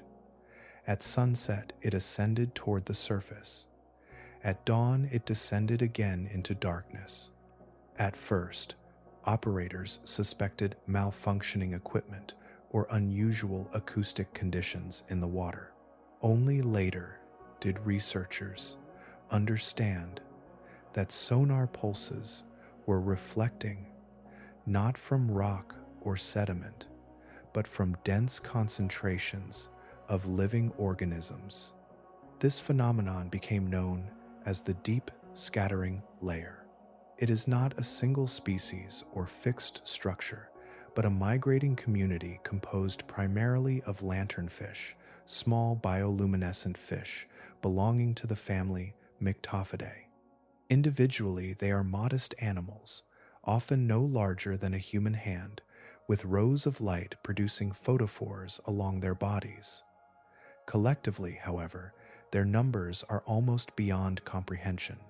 Current biomass estimates range between 550 million and 660 million metric tons, potentially making lanternfish the most abundant fish group on Earth, despite remaining unfamiliar to most people above the surface. During daylight hours, lanternfish remain deep below the reach of visual predators, suspended within dim, cold water where darkness conceals them. After sunset, they ascend toward the upper ocean to feed upon plankton concentrated near the surface. The migration repeats every day with extraordinary precision, governed by internal biological clocks calibrated to shifting light levels across the planet. Following them upward are the predators adapted to intercept this nightly ascent. Viperfish rise through intermediate depths, with rows of photophores glowing faintly along their flanks. Dragonfish drift upward, carrying invisible red bioluminescent searchlights beneath their eyes. Fangtooth fish emerge from colder water below, their oversized teeth waiting in darkness along migration corridors traveled for countless generations. Entire predator hierarchies organize themselves around this predictable movement of living biomass between the surface and the black zone. This migration performs another function, extending far beyond predation. It acts as one of the primary mechanisms transporting carbon from the atmosphere into the deep ocean. At the surface, microscopic plankton absorb carbon dioxide through photosynthesis. Lanternfish and other migrating organisms consume these plankton before descending again into deeper water. There, through respiration, waste production, and death, carbon becomes transferred downward and isolated from the atmosphere for centuries or longer. Scientists now understand that this biological carbon pump represents one of the most significant climate-regulating systems on Earth. Estimates suggest the deep scattering layer transports roughly 10 billion tons of carbon annually into deeper ocean reservoirs, a quantity exceeding total yearly human carbon emissions. Much of the planet's atmospheric stability depends upon this unseen migration continuing uninterrupted beneath the waves. Yet the upper ocean is changing. Surface waters are warming, and dissolved oxygen concentrations are declining across many regions. As oxygen minimum zones expand and temperature gradients shift, the vertical habitat available to migrating species becomes compressed between warming surface layers above and depleted oxygen below. The boundaries through which lanternfish and their predators travel each night are narrowing gradually across the global ocean. Still, tonight, as darkness spreads once more across the sea, the migration continues. Billions of bodies rise together through cold water, carrying energy, carbon, and ancient biological rhythms upward beneath the sleeping surface of the world. Long after sunlight disappears and bioluminescent flashes become the only visible signals in the water, another sensory world continues expanding invisibly through the abyss. In the black zone, sound replaces vision as the primary carrier of information. Pressure waves move through cold seawater with extraordinary efficiency, traveling farther and faster than they ever could through air. A movement made thousands of kilometers away may still arrive intact as vibration, carried silently across the connected body of the ocean. At certain depths, the structure of the ocean itself begins shaping these sounds into something resembling a planetary communication system.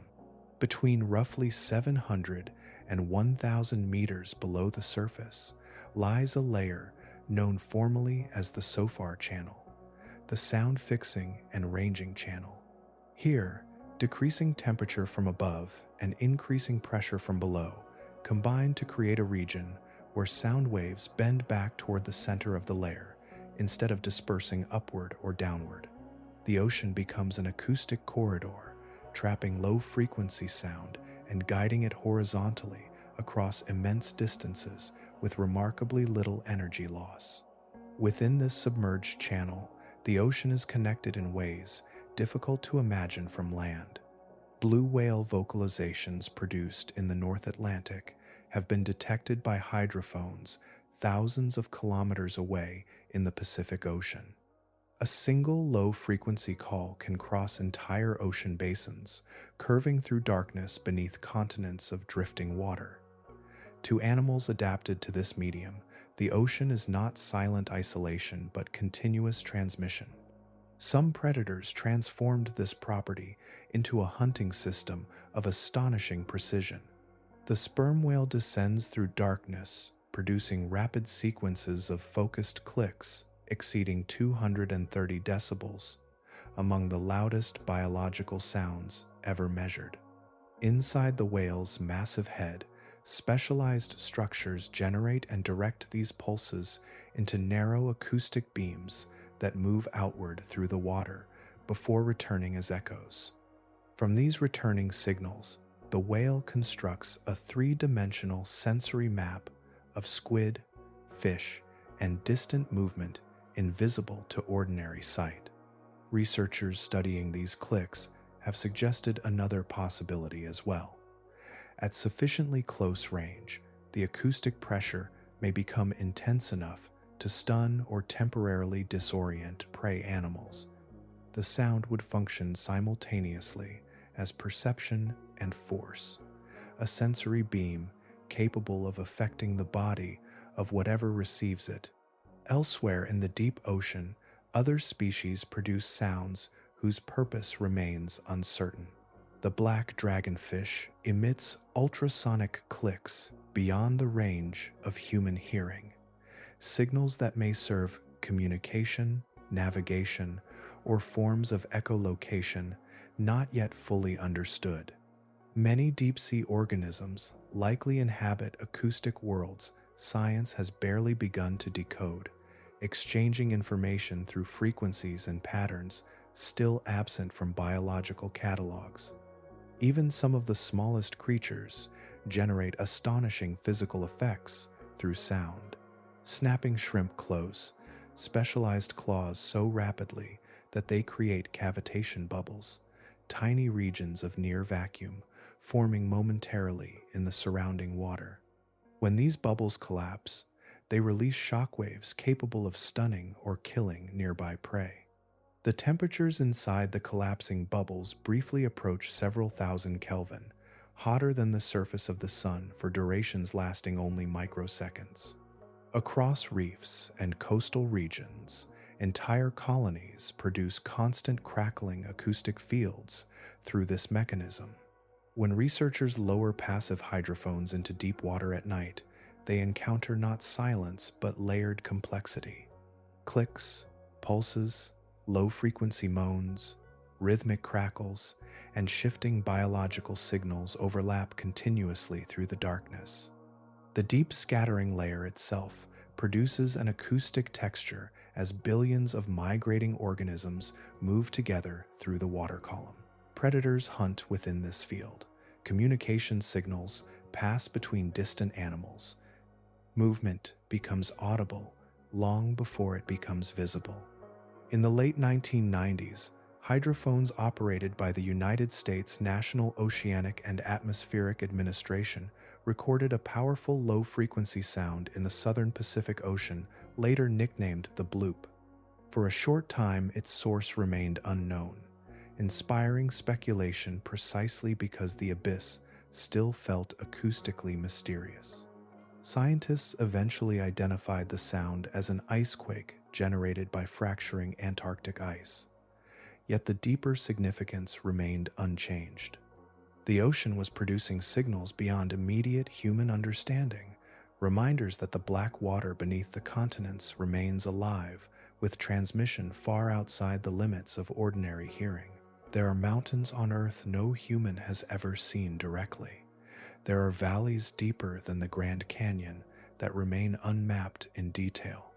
Entire ecosystems continue existing beneath the ocean without names, without classification, without any permanent record that they exist at all.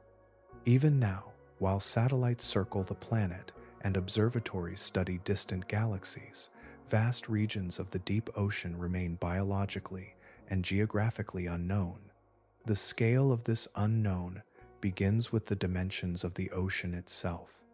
Water covers roughly 361 million square kilometers of Earth's surface, with an average depth approaching 3,700 meters. Beneath that immense volume lies the Black Zone, a region so large and inaccessible that direct scientific observation has touched only a microscopic fraction of it. Estimates suggest that less than 1/10,000th of 1% of habitable ocean volume has ever been directly sampled or visually observed by scientific instruments. Nearly everything below remains inferred rather than witnessed. What makes this especially remarkable is the consistency with which the unknown reveals itself whenever exploration occurs. Every deep ocean expedition returning from the Black Zone brings footage or specimens representing organisms never previously documented. This is not an unusual event, celebrated once every few decades. It is the normal outcome of exploration. Submersibles descend into darkness, lights sweep across unfamiliar terrain, and new species appear almost immediately. In the early 2020s, expeditions conducted near Papahanaumokuakea Marine National Monument in the Pacific Ocean documented dozens of potentially undescribed species during only a short survey period. New corals emerged from steep volcanic slopes.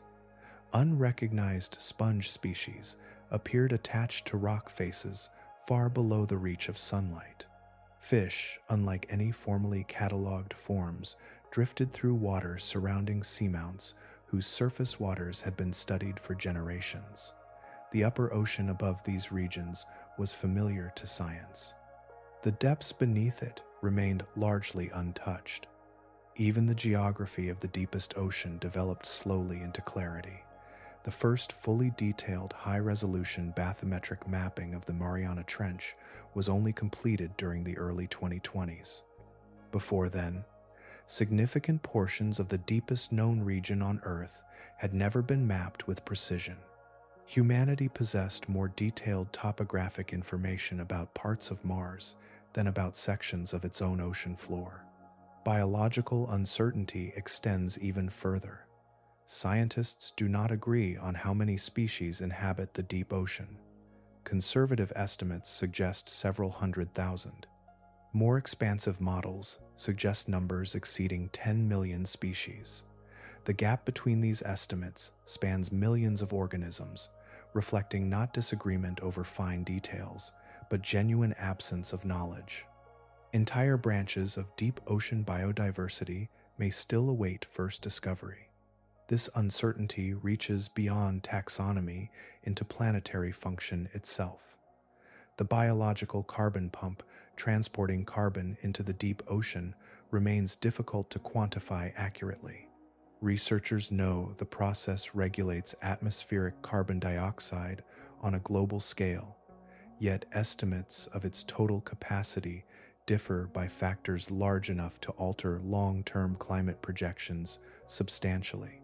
The deep ocean absorbs enormous quantities of carbon from surface systems, but precisely how much remains unresolved. Meanwhile, the ocean floor continues, revealing entirely new ecosystems. Hydrothermal vent fields are still being discovered along remote spreading ridges and tectonic boundaries. Each vent system supports communities containing species found nowhere else on Earth, isolated evolutionary islands separated by thousands of kilometers of darkness. Even recently discovered vent fields contain organisms with physiologies and symbiotic relationships previously unknown to science. At current rates of exploration, documenting most deep ocean species may require more than 1,000 years. The limitation is not lack of curiosity, but scale, pressure, darkness, and technological difficulty. Each descent into the abyss demands extraordinary engineering simply to survive conditions that destroy unprotected machinery within moments. And so, the Black Zone remains what it has always been, not an empty frontier waiting merely for confirmation, but a living planetary system whose true dimensions still extend beyond human understanding.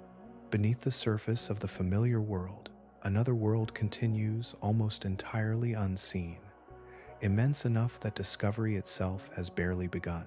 For most of human history, the Black Zone seemed permanently separated from the surface world by depth alone.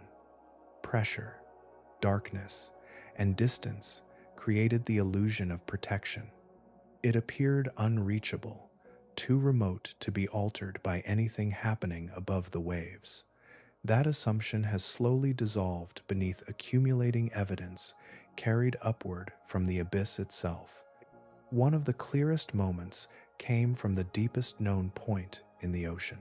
Cameras descending into Challenger Deep recorded something that did not belong there, lying against sediment nearly 11,000 meters beneath the surface.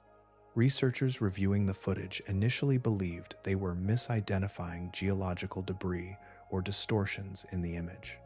The objects were examined repeatedly before the conclusion became unavoidable.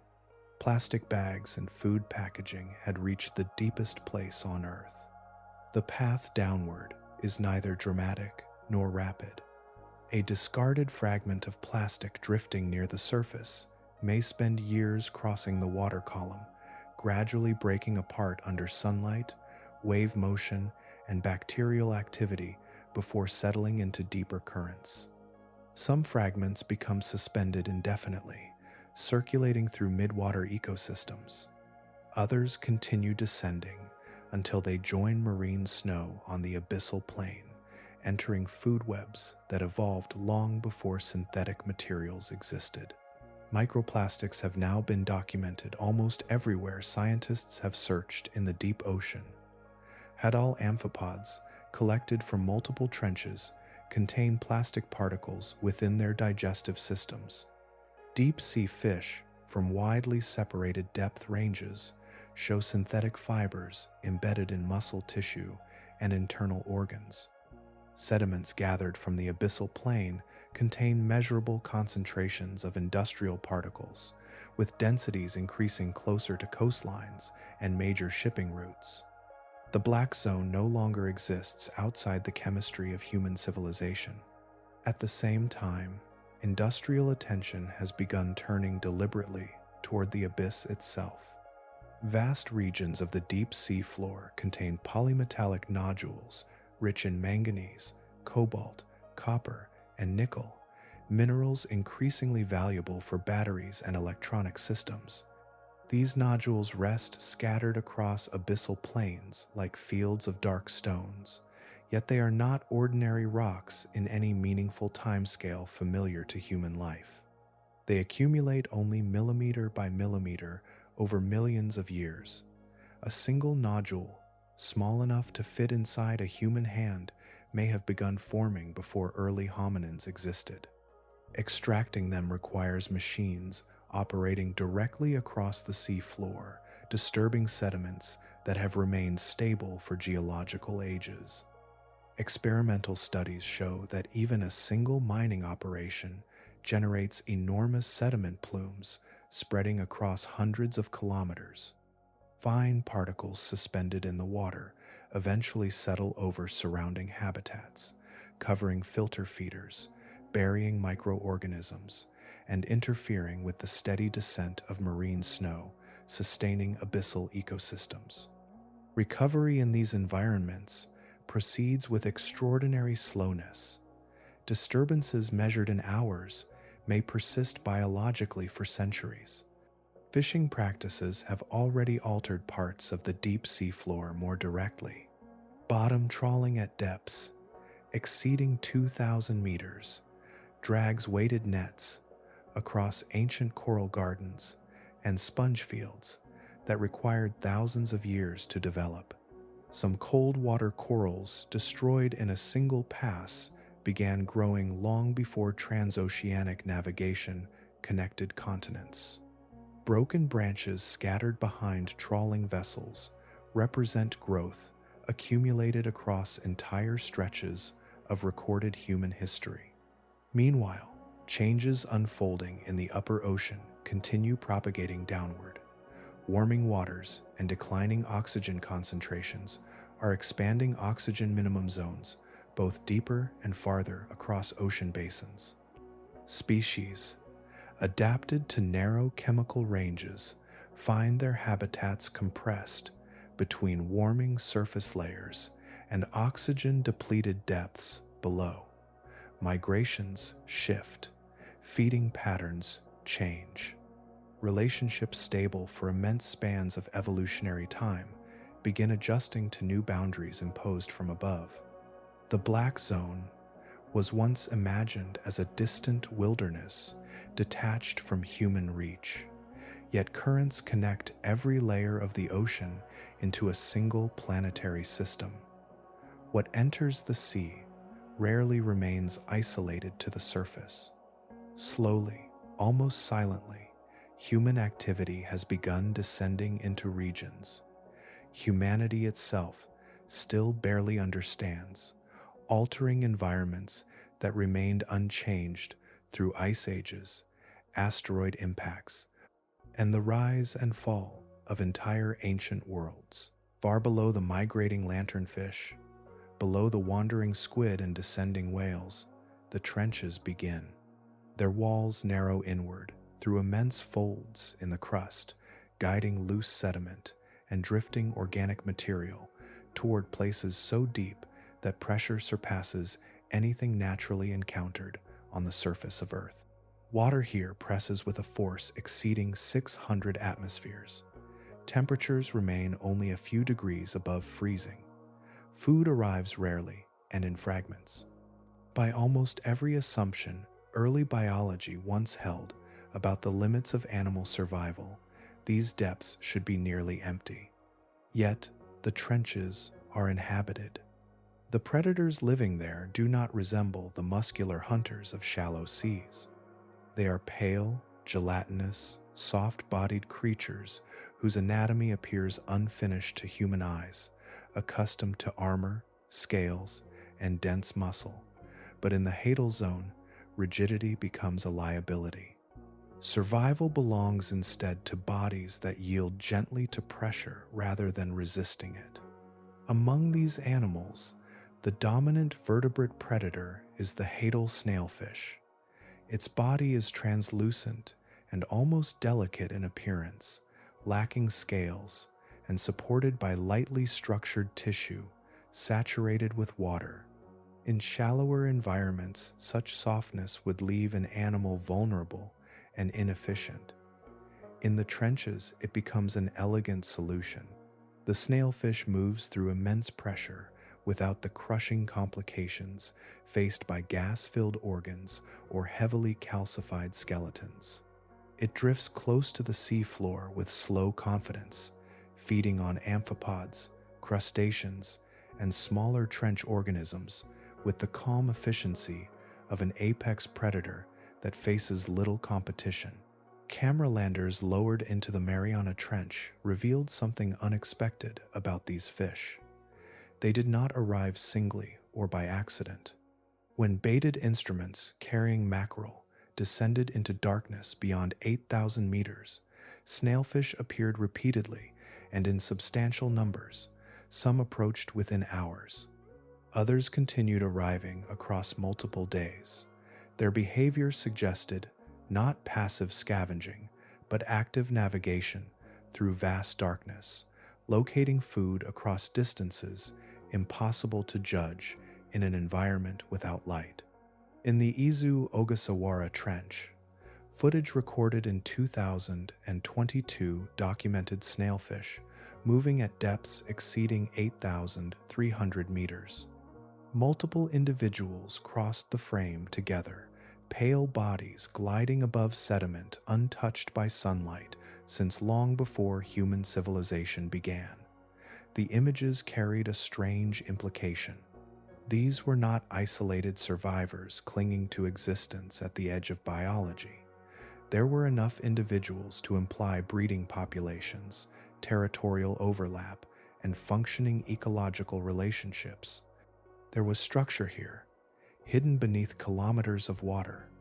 Around them moved giant amphipods, including Hirondellea gigas, a crustacean reaching lengths extraordinary for trench invertebrates.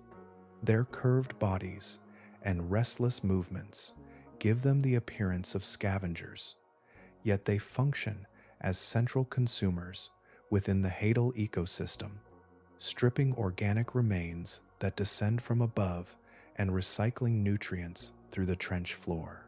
Studies examining individuals collected from multiple trenches revealed synthetic fibers and industrial compounds embedded within their tissues.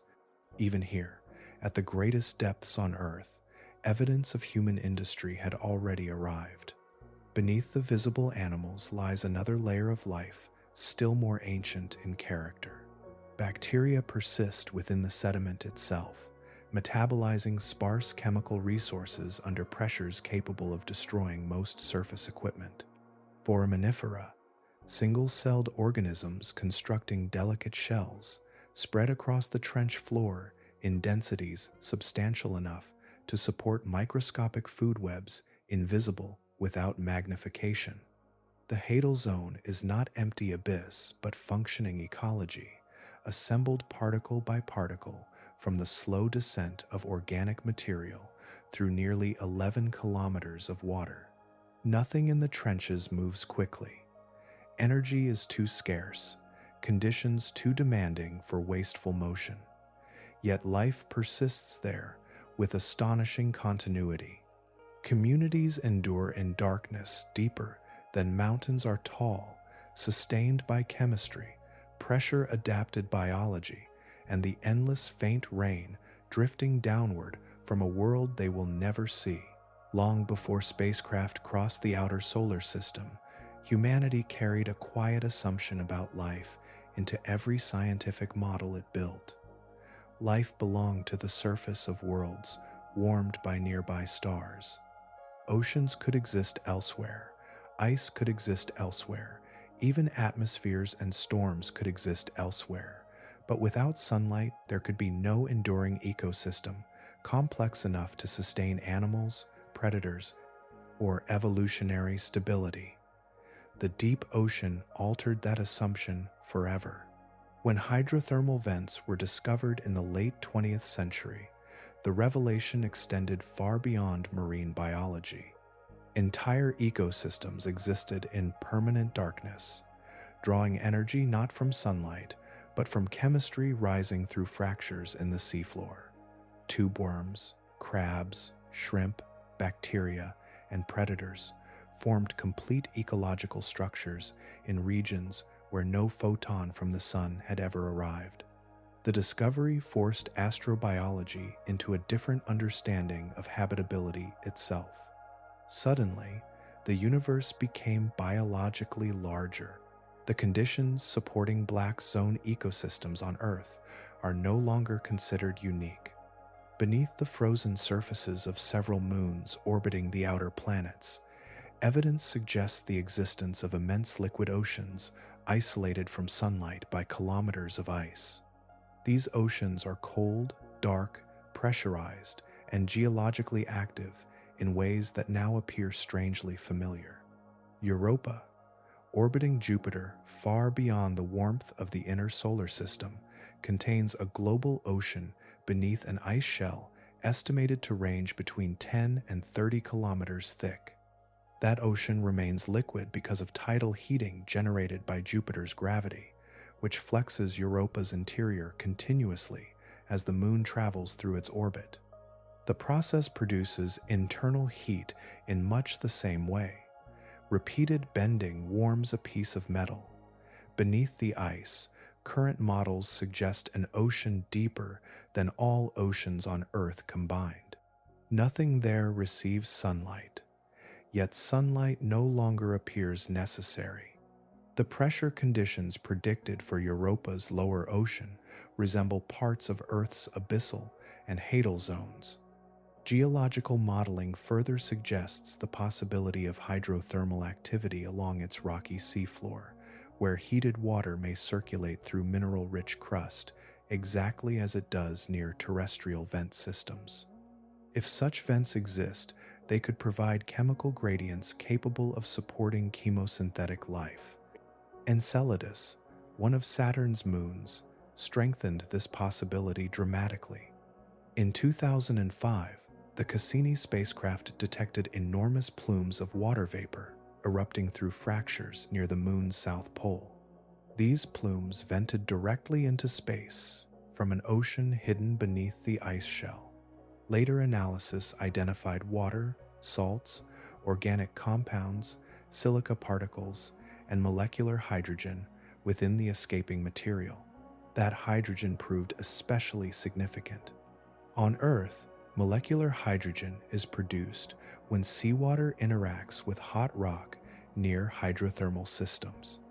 Chemosynthetic bacteria use the resulting chemical energy as the foundation for entire ecosystems independent of sunlight. The same chemistry appearing within Enceladus suggests that water and heated rock may also be interacting there beneath the ice, potentially creating environments chemically similar to the vent systems supporting black zone life on Earth.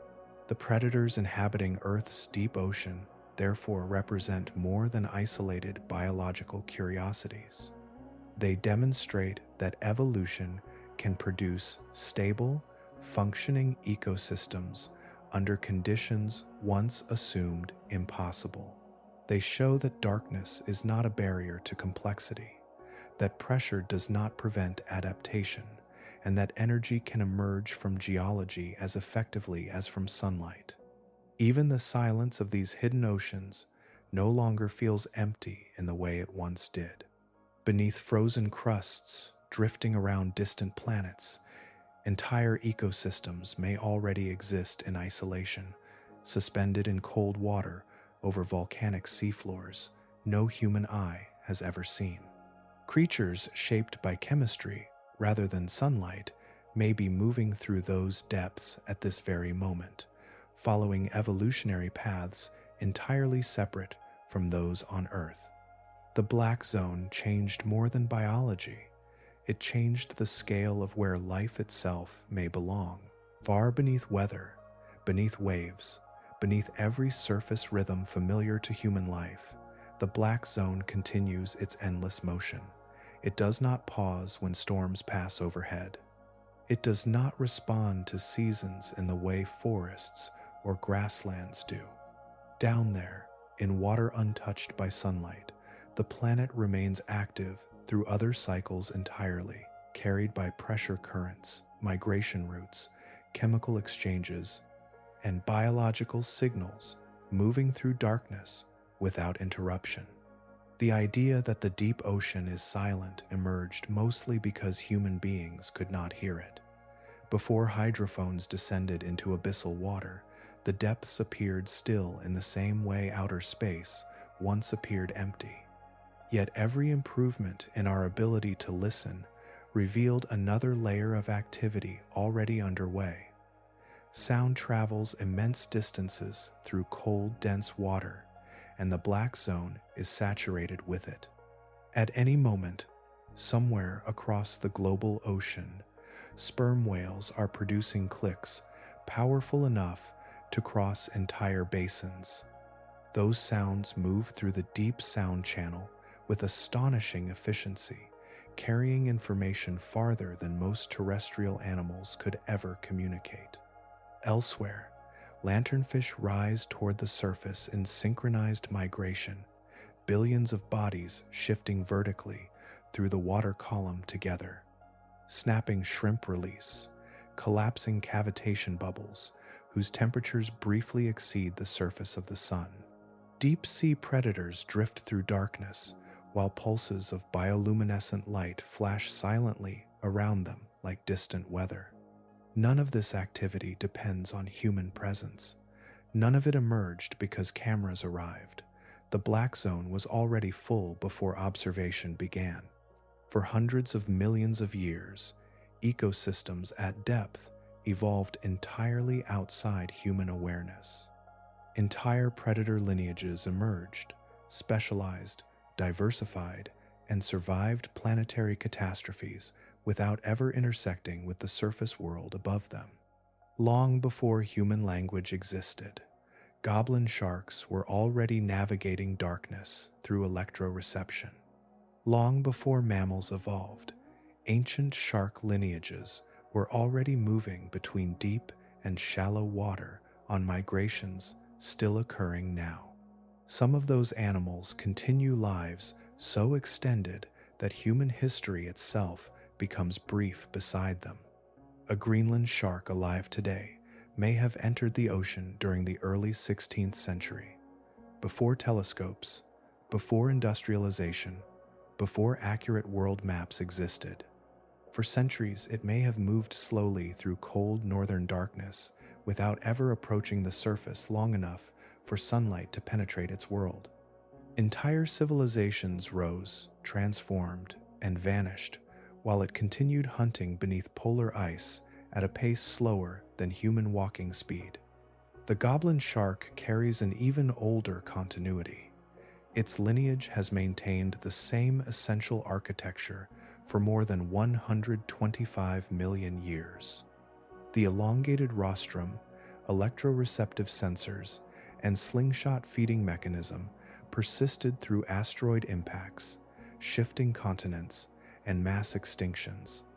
That same hunting strategy operated while flowering plants first spread across Earth. It operated while dinosaurs dominated terrestrial ecosystems.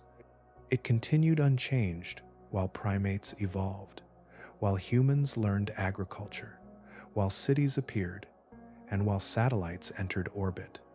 The black zone contains countless processes unfolding with this same indifference to human timelines.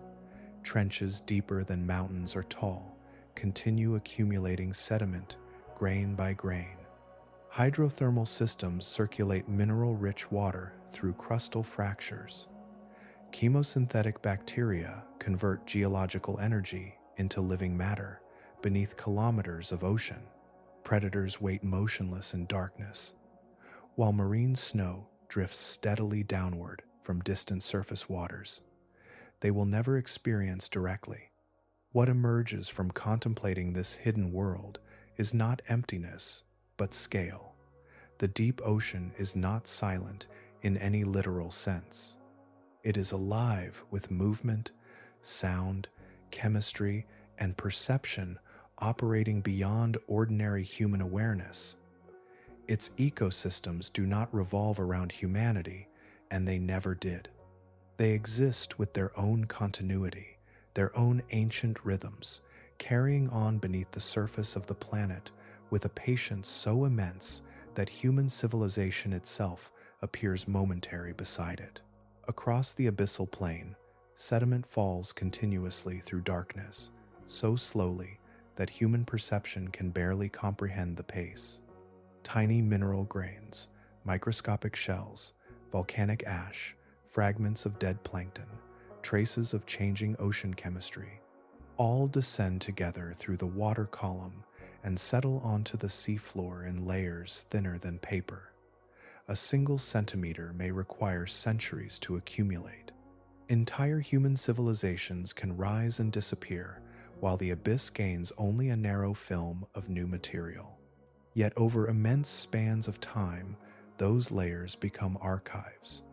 The deep ocean floor preserves Earth's history with extraordinary stability because so little disturbs it.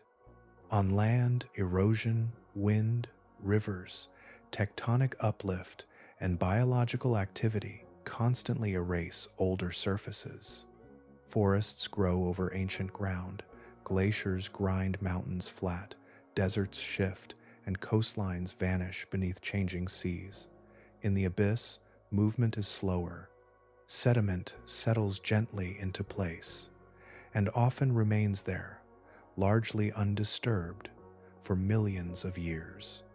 When research vessels extract deep-sea sediment cores, they recover vertical timelines extending far beyond anything preserved in written history. Each layer contains chemical signatures, recording the conditions of the ocean and atmosphere at the moment it formed. Ratios of oxygen isotopes reveal ancient temperatures. Microscopic shells preserve evidence of ocean acidity and salinity. Traces of volcanic material mark eruptions long vanished from the surface landscape above. Ice cores drilled from Antarctica preserve hundreds of thousands of years of atmospheric history. Deep-sea sediments extend much farther still, preserving records across tens of millions of years. Within them lie the signatures of planetary catastrophes, warming events, ocean anoxia, asteroid impacts, and mass extinctions reaching back before mammals dominated the land. The extinction that ended the dinosaurs remains visible there as a thin global layer enriched with iridium carried from the asteroid impact 66 million years ago.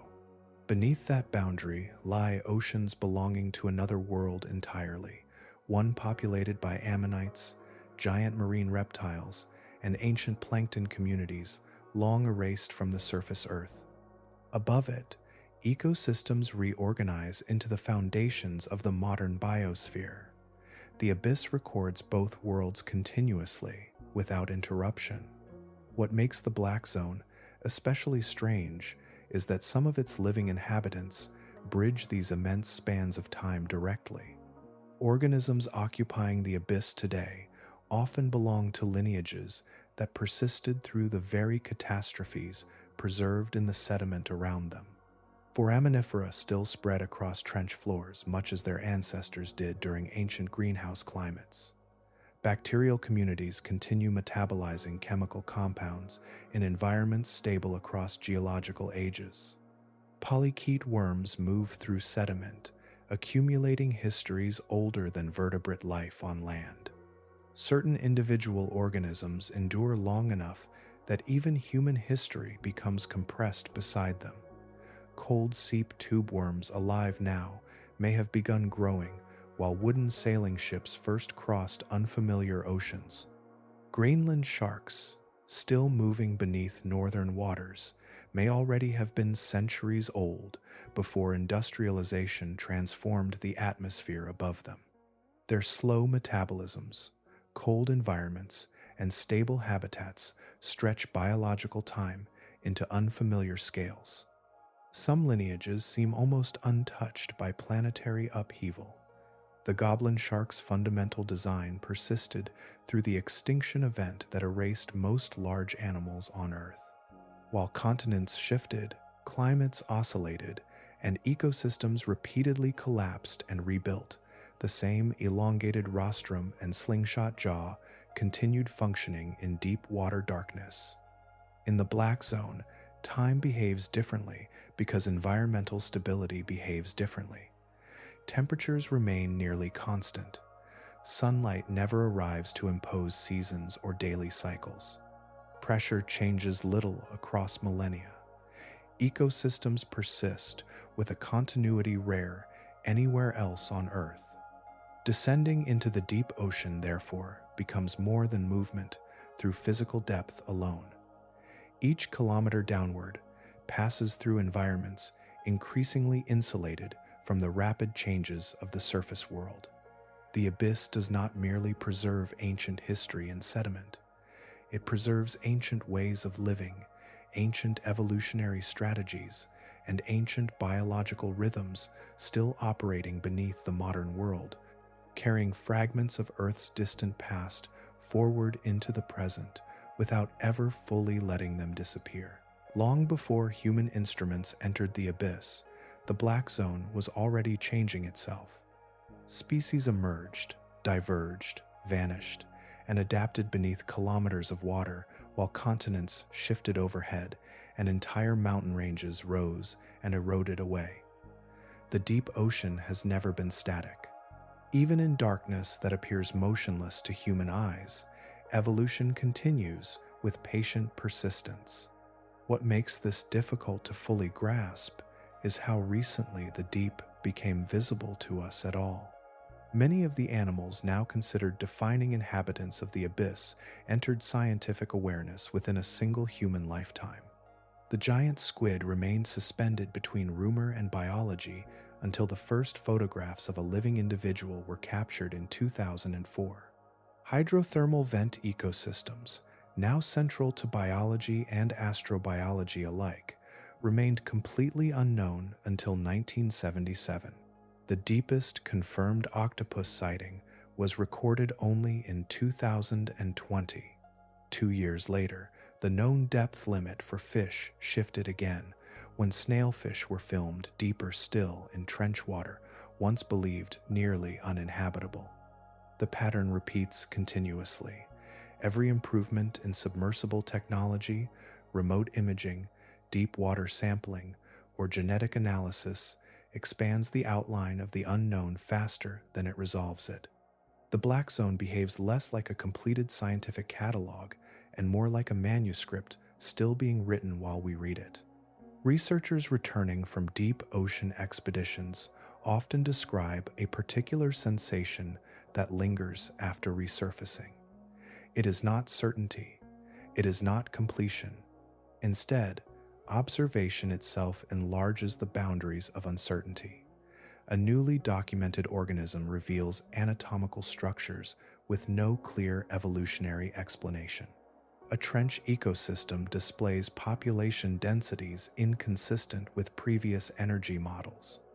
A vent field contains microbial pathways never before observed in living systems.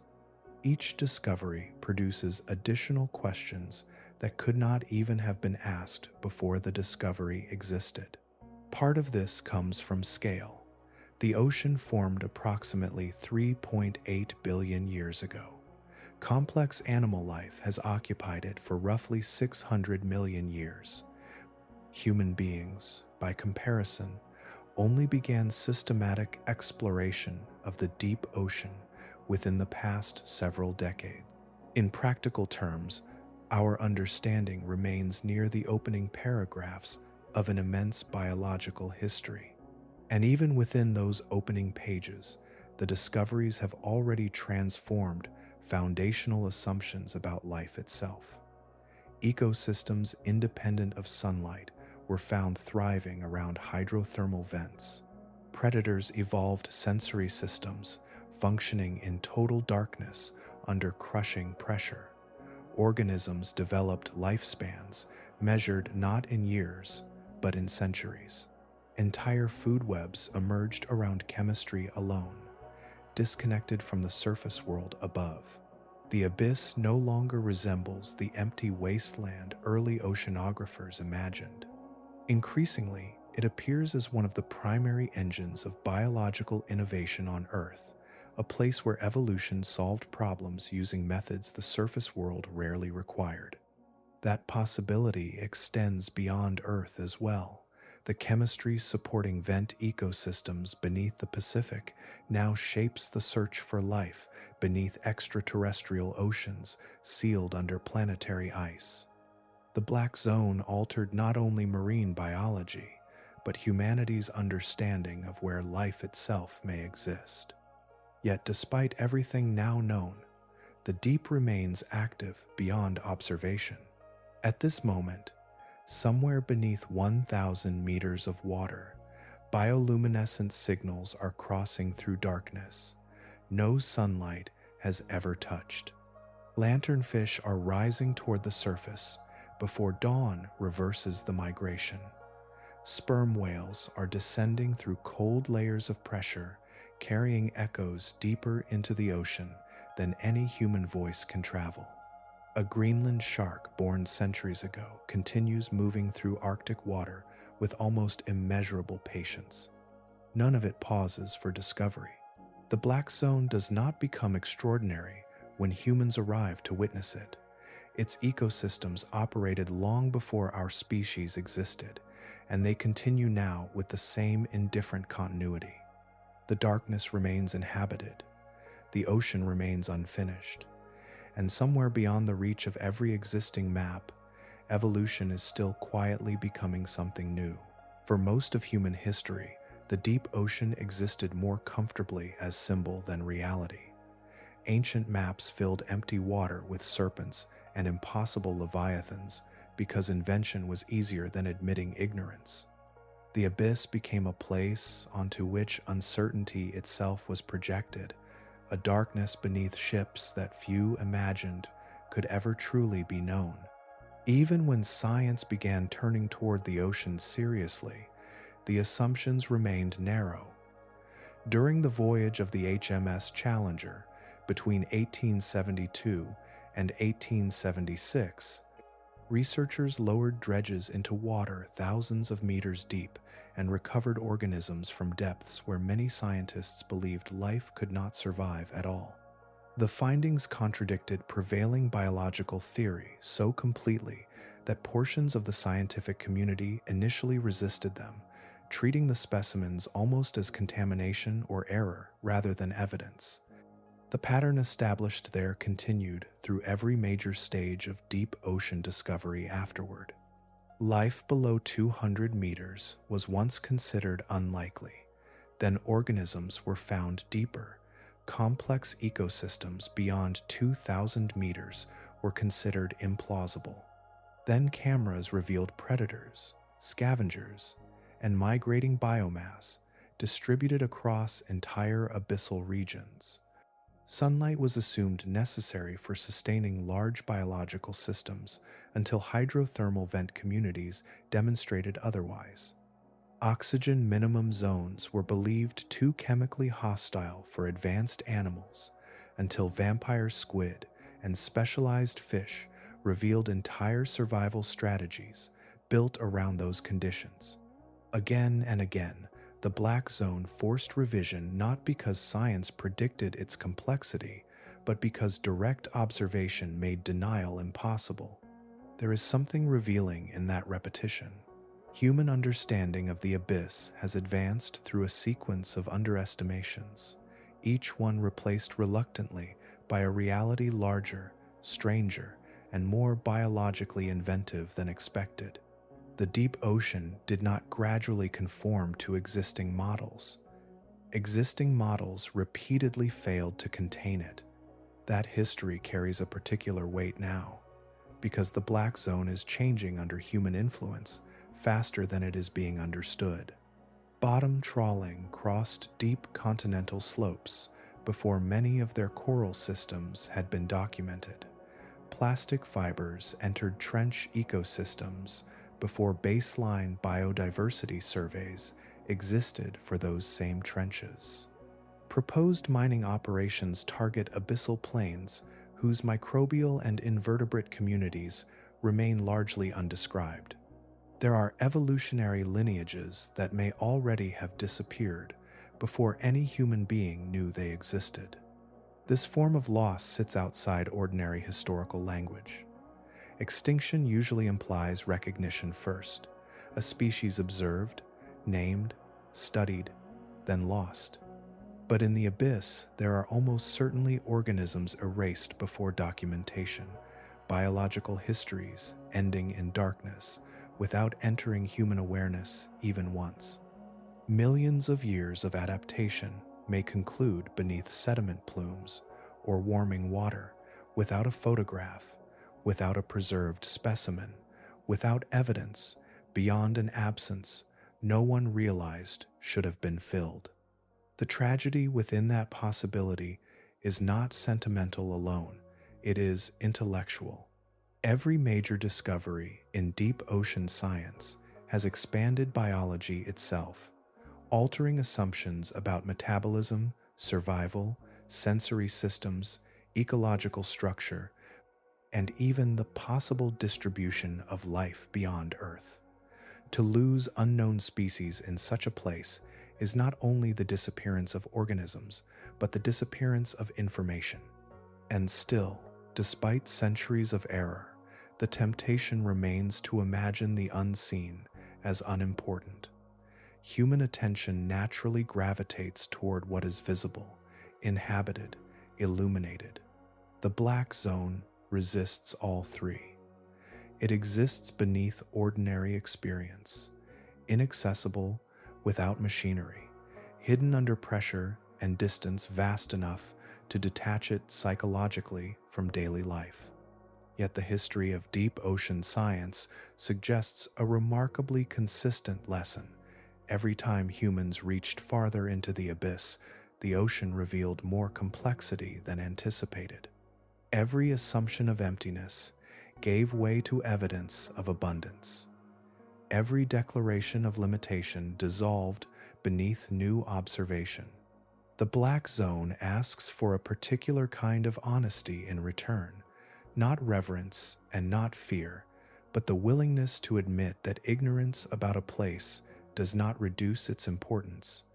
The abyss remained full long before humanity learned to see it, and its darkness was never evidence of absence, only evidence that our vision arrived late.